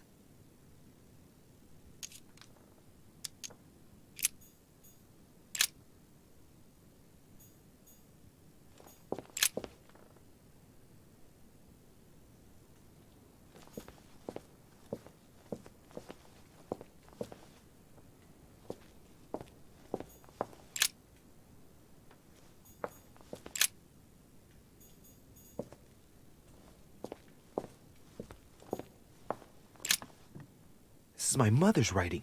I've picked up her trail. What is she up to? Obviously, she wants to lure Mortimer somewhere, but where? The only clue she's left for Mortimer is this stone sword. It must be intentional. It looks like a decorative sword, like from a statue, for example. And judging by the state of it, I'm guessing it's been left outside for a long time. I have absolutely got to find out where it came from.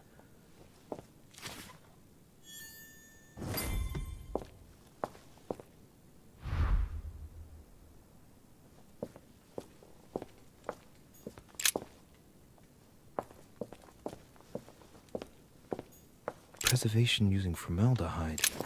Just as this... Something strange about this table. What kind of experiments does Mortimer carry out here? It's a dissection table. So Mortimer does autopsies. Here on his desert island. But who is he doing autopsies on then? The little surgeon's perfect collection.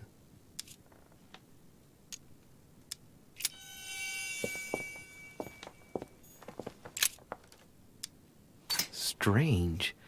I don't recognize the alphabet. I wonder where the pictograms are from. It isn't Egyptian or Hebrew.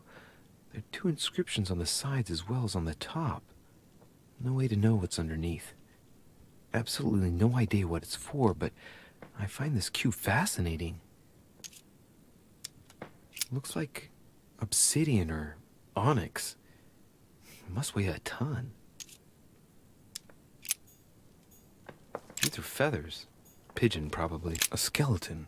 By the name of Gustav, if the plaque on the plinth is anything to go by.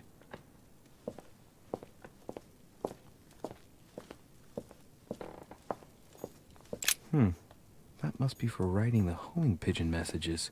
An iron mask. I wonder who it's for. Carmelite water.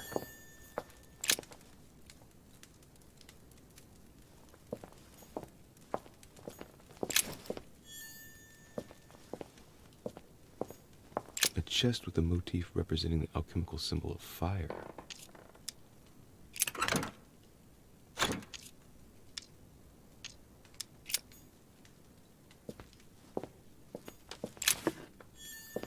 A table of alchemical elements. So, Lord Mortimer also studies alchemy? It seems like he's interested in everything.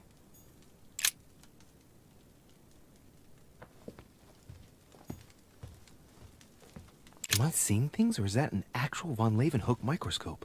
Incredible. Mortimer really is at the cutting edge of science. Even at the Order, it took us ages to get one of those. 3 rusty old nails. They're about 20 centimeters long. Some goat skulls, chicken legs. Now we all know what that's for. Look, a pack of tarot cards. Has he been reading the cards? Mortimer? That would surprise me. It is a typical draw on a line that answers a specific question. To the left, temperance. That announces a reward for one who patiently waits before taking any action. And in the middle, the chariot, which symbolizes triumph and business success. To the right, the emperor evokes a future full of power and stability.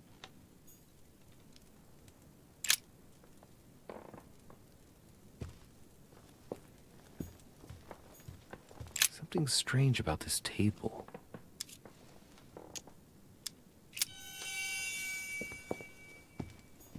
Preservation using formaldehyde. Just as disgusting as ever.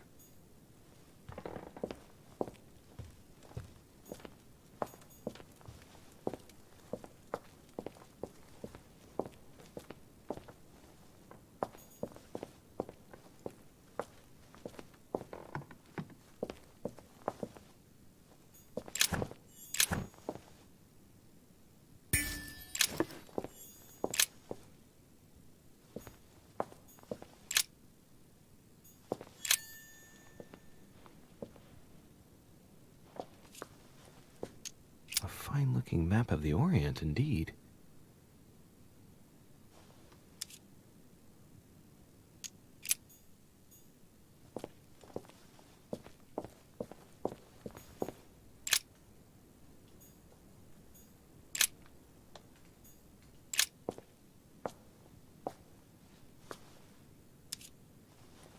It looks like a campaign is being prepared in France in favor of Italy.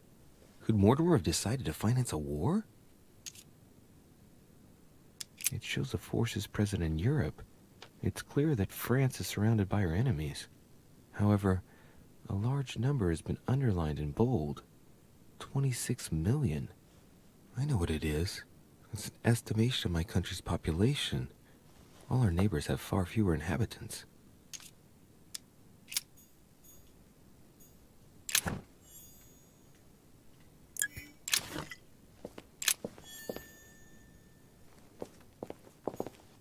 locked.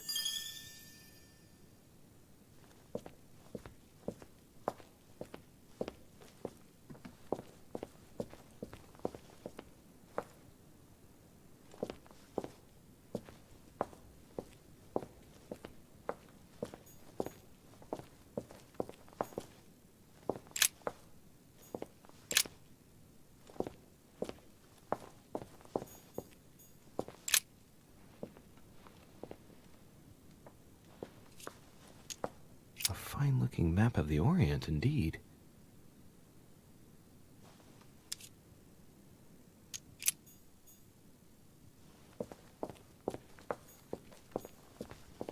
Weakness of the Human Psyche by Guillaume Trimore. He says, it is possible to drill an idea into someone by constant daily repetition. That must be for writing the homing pigeon messages.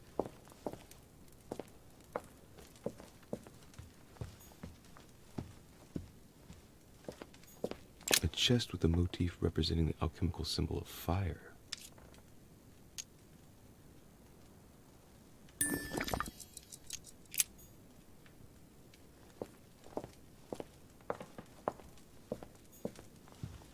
Am I seeing things, or is that an actual von Leeuwenhoek microscope? Incredible. Mortimer really is at the cutting edge of science.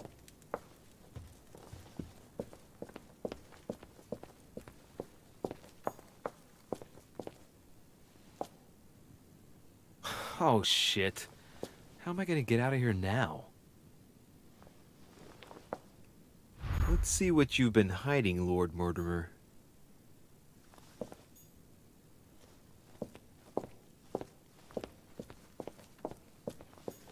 It's locked.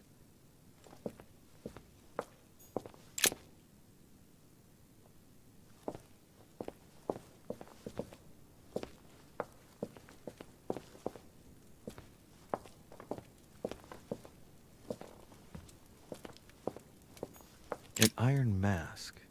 I wonder who it's for.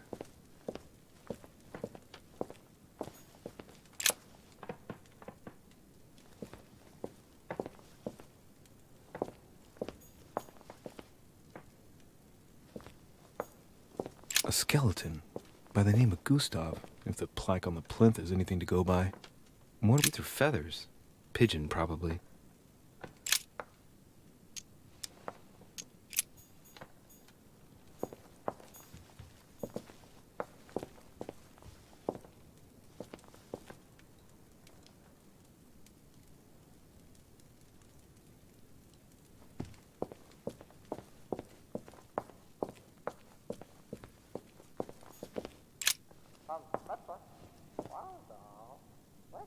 This looks like the same mechanism as the one on the other side.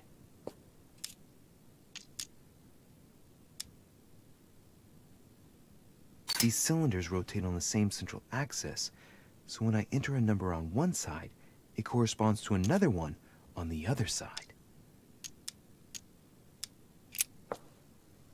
It looks like the same as the one on the other side. Whoa, whoa. If the grid closes a bit more every time I enter a wrong date, I'd better not mess up again. It doesn't seem to be working.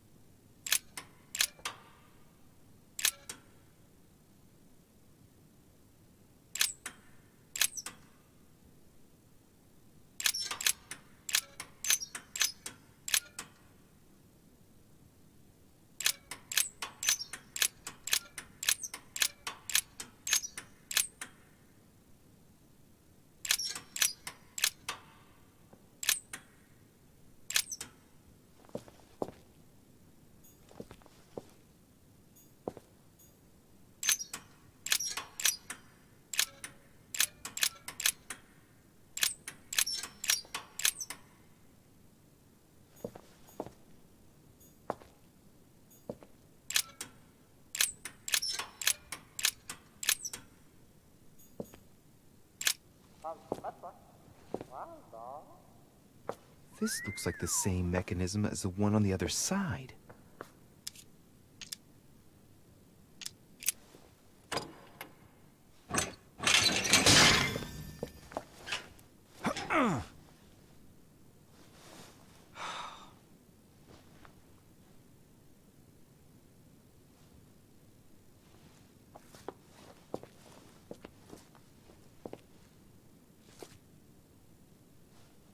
The wheels are stuck. Shit! I'm cornered like a rat.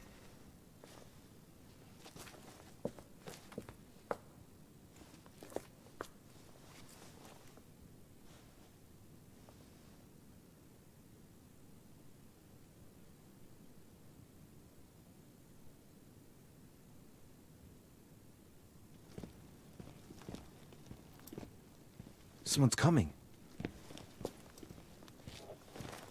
Please don't let it be Mortimer.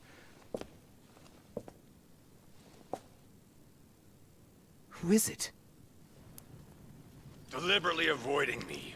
4 years ago I was his favorite, but nowadays I have to ask for an audience with his lordship. Damn it! It's Peru. I don't know if I should, but Well, that's it. I've had enough of being humiliated. I'm wasting my time here. After everything I've done on his behalf, he dares treat me like a lackey? I've bled the Parisian elite for the sake of his whims, and what have I got to show for it?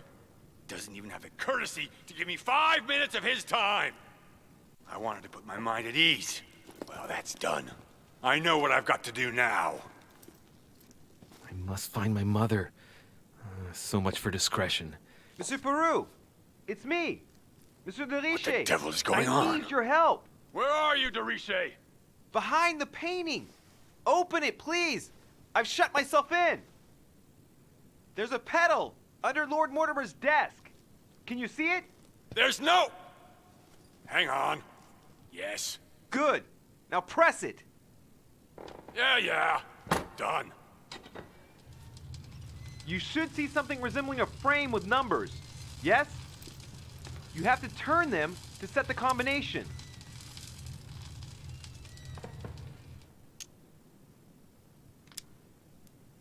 One, 191.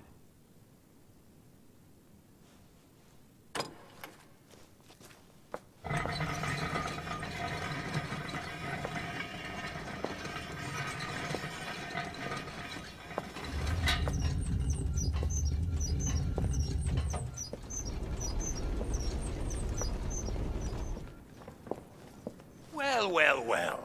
Poking our nose into Mortimer's little secrets, are we? You do surprise me. It's not what you're thinking. I'll explain everything. No, you will not, sir. It has nothing to do with me, and by the way, I never even saw you. So, I'll be on my way now. Thanks again. You had me trapped. Why not say anything? I would have wanted someone to open the door for me, too. And while it's too late for me, it may not be for you. I don't understand. Yeah.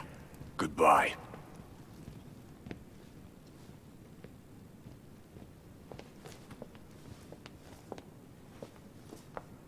I've wasted enough time. I better get moving if I want to find my mother.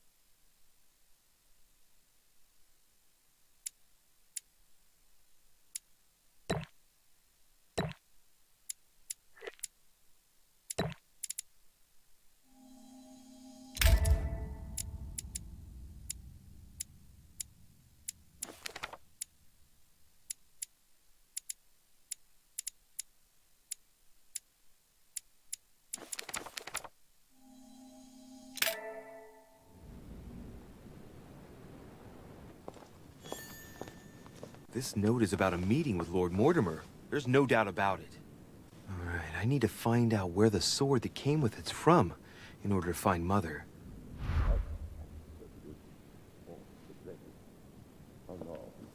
You're joking, I hope. Don't tell me you've done that. Really? How do you expect me to guess? Oh, for God's sake, just ask them.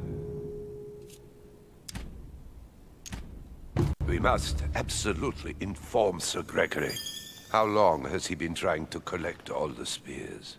I must have brought him the first one 20-odd years ago. Do you know if he has managed to get the original? Well, in any case, he's got all the ones we had at the Vatican. He made me replace them with copies. But I don't understand your reaction. I'm sure it is nothing serious. Aha. I can see very well you do not understand. You have done nothing less than sign our death warrants, and still you don't understand. Someone is listening. What? Monsieur de Richet, why not join us rather than find yourself eavesdropping? I didn't want to interrupt you. I'm sorry. Of course you didn't. So, my son, what can we do for you?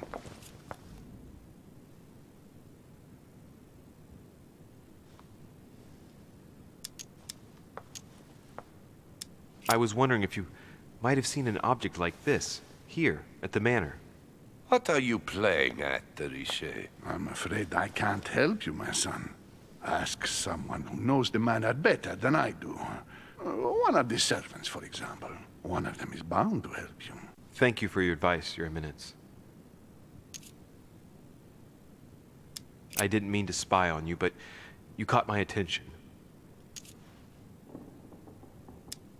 Your Eminence, I don't know what you said to Mr. von Volna, but the poor fellow looks positively crestfallen.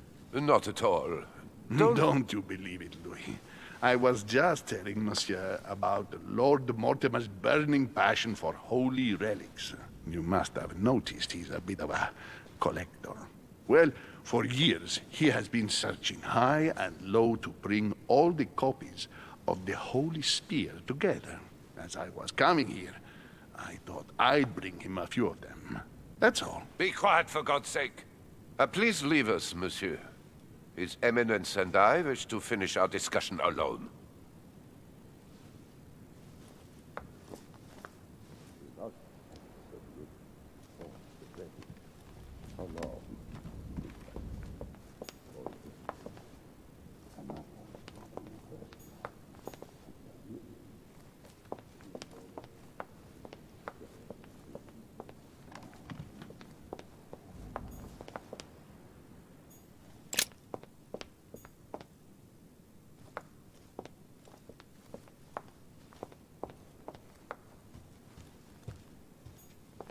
I am sorry, sir, but the conference room is under preparation and is consequently inaccessible to guests.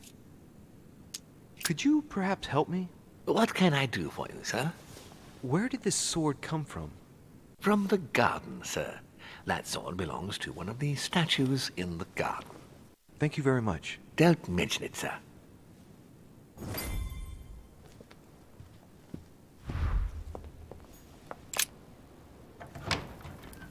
The sword probably came from this garden, but what could it have been used for?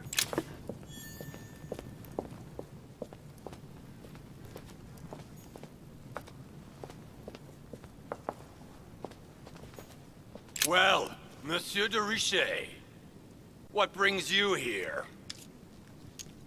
I tell you what I'm looking for, Monsieur Peru. Will you promise to keep it to yourself? Hell no.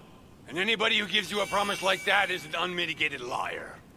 Trust no one, Monsieur de Richet, or you'll soon be a dead man. I bid you good luck. You'll need it.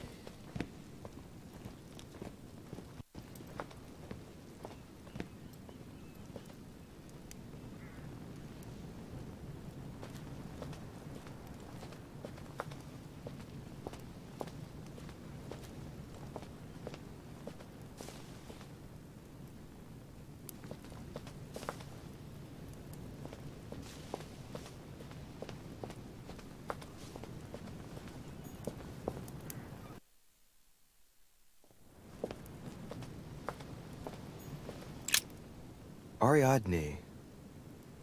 In Greek mythology, she helped Theseus get through the labyrinth. Looks like there's a crack in the region of the heart. If I recall the Iliad, Ariadne is none other than the daughter of Minos and Pasiphae.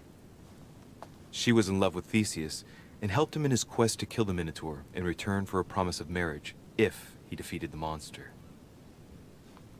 She gave him a reel of thread so that he could find his way back through the labyrinth, which was famous for being unsolvable. But once the beast was slain, the gallant was quick to abandon her on an island. Turns out heroes are not what they once were. I guide the sword that will kill the monster. Let's see.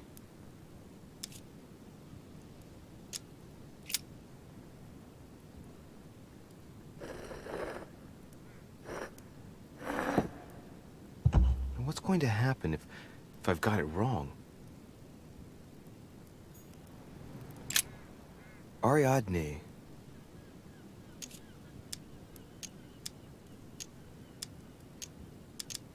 I'll try something else.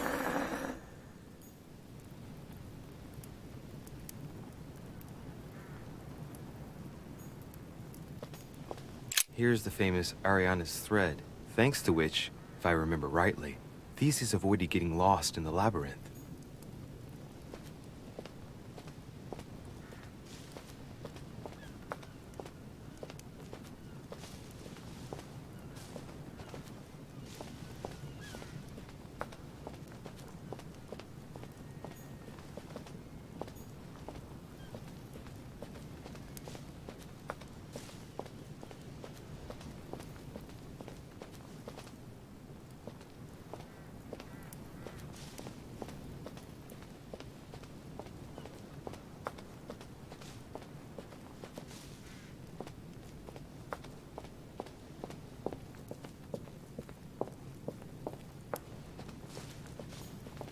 Daedalus. He's the architect of the labyrinth. And if I'm not mistaken, he's also the father of Icarus.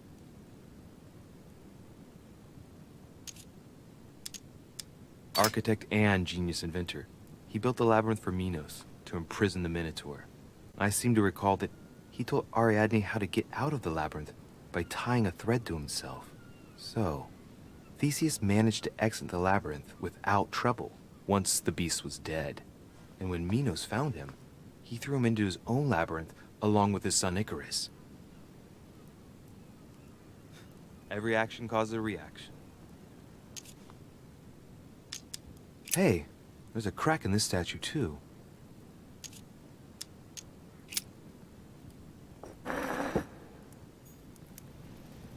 Daedalus.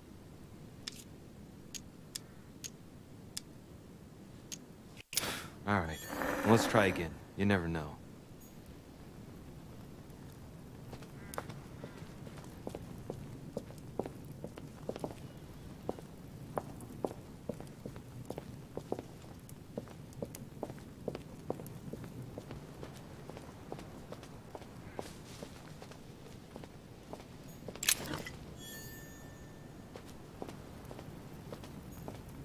Pasiphae, daughter of Perseus and sister of Circe.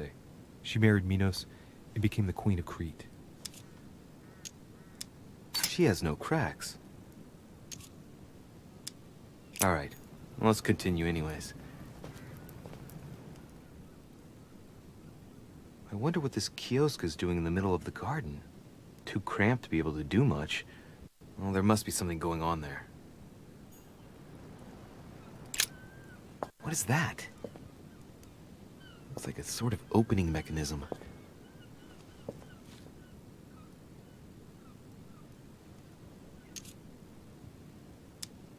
Knowing Mortimer, I bet it's booby-trapped. There's a little hole at the fingers. I'm pretty sure if I get it wrong, I'll get pricked. Damn you, Mortimer. Reminds me of traps I studied in Egyptian tombs.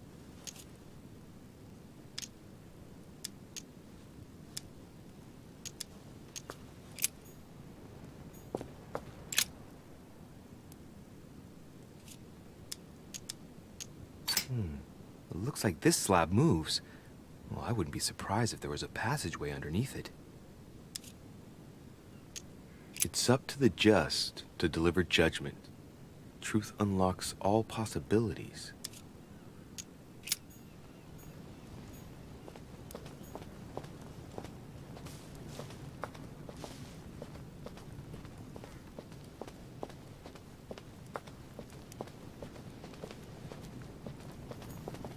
Theseus, son of Aegeus. He's the one who slayed the Minotaur. Looks like a crack has been made on his torso.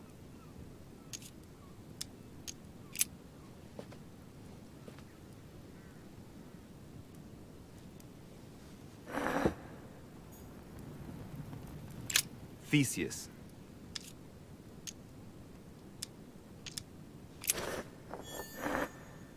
Let's try something else instead. Honey. I couldn't have hoped for better. Minos. Son of Zeus and Europa. If I remember correctly, he was the king of Crete. Married to Pasiphae, he had many children, including the famous Ariadne, whom history remembers for her thread. Hey, there's a crack in that statue. His gesture sealed his fate. In mythology, King Minos was known as a wise and just king, despite the fact that he deceived Poseidon. As punishment, his country was devastated by the white bull of the sea god, and his wife became passionately in love with it. From their union, Asterion was born, sadly known to us as the Minotaur. The illegitimate child, the child of shame, who had a sorry fate. And to think that Minos ended up as a judge of the underworld, decidedly, the high and mighty always managed to get away with it.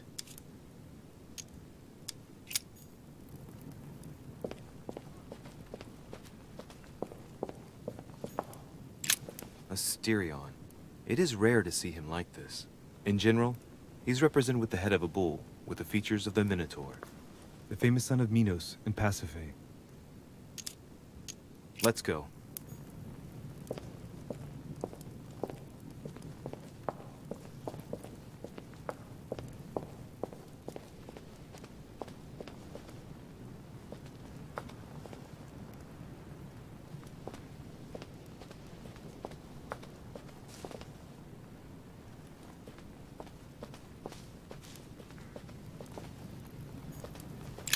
Theseus. Looks like a crack has been made on his torso.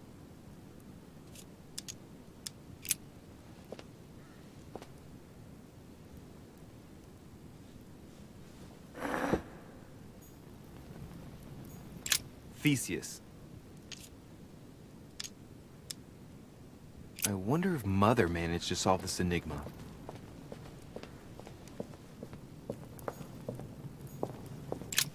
Asterion.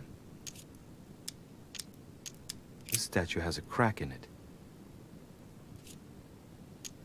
The crack is thin and about as long as a finger. I should be able to thrust in my sword. Let's go.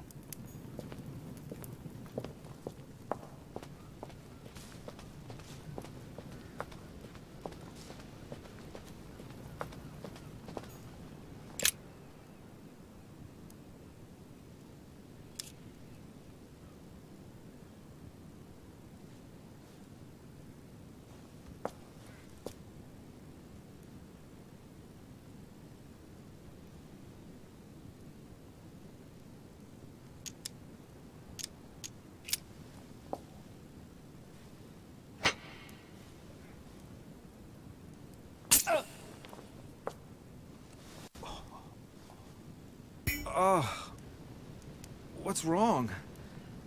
Either I'm imagining things or my hand was pricked. It had poison on it. My head. I feel hot.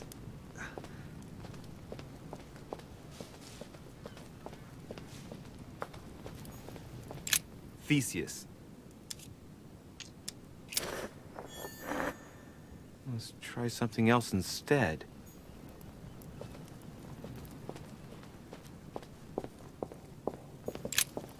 Asterion. This statue has a crack in it.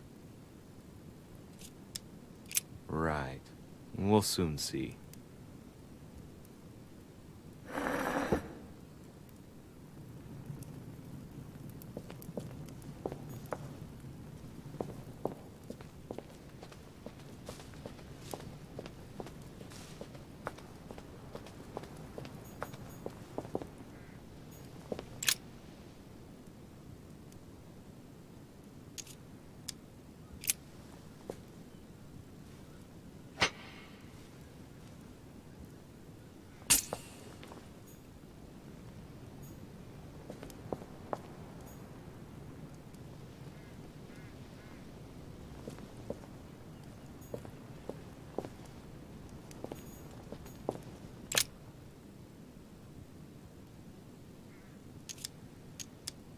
Knowing Mortimer, I bet it's booby-trapped.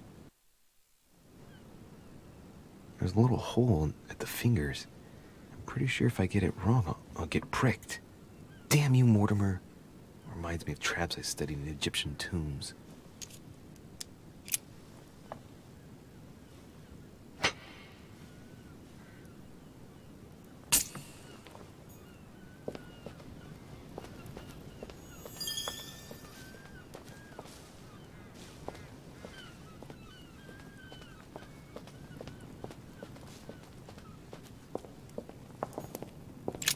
Asterion.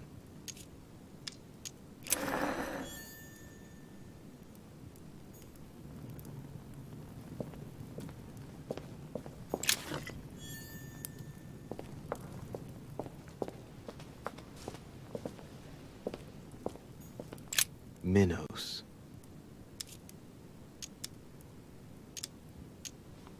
The crack is in the region of the heart.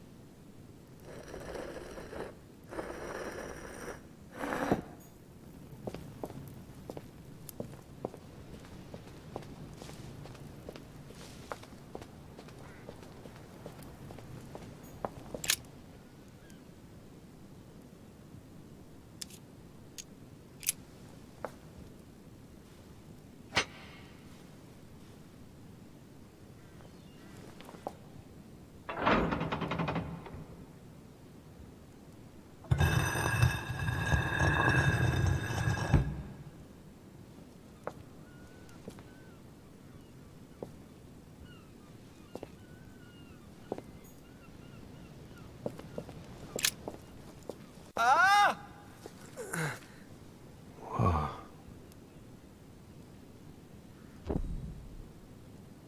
Again?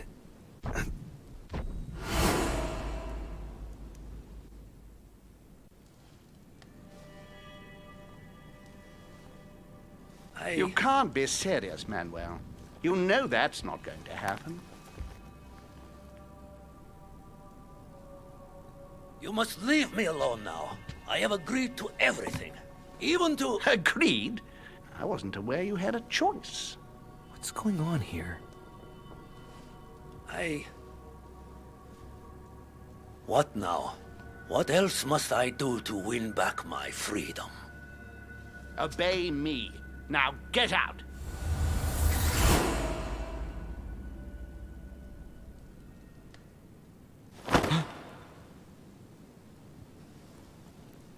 What was that? That's the third time in 3 days.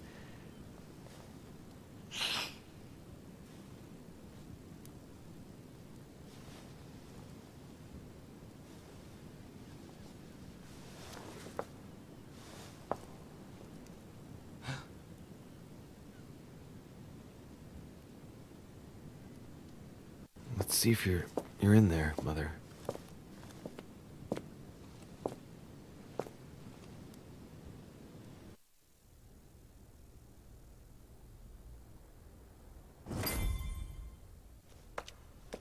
Amber.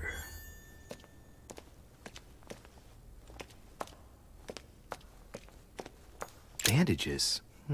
Someone's been patching themselves up.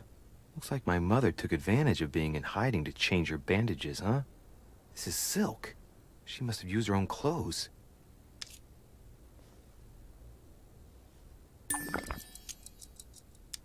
These bandages are pretty basic. She'll be lucky if she doesn't get an infection.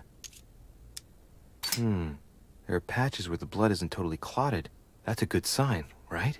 She changed them recently, which proves she's still looking after herself and still believes in her chances. Well, I'd love to tell her to keep hanging in there.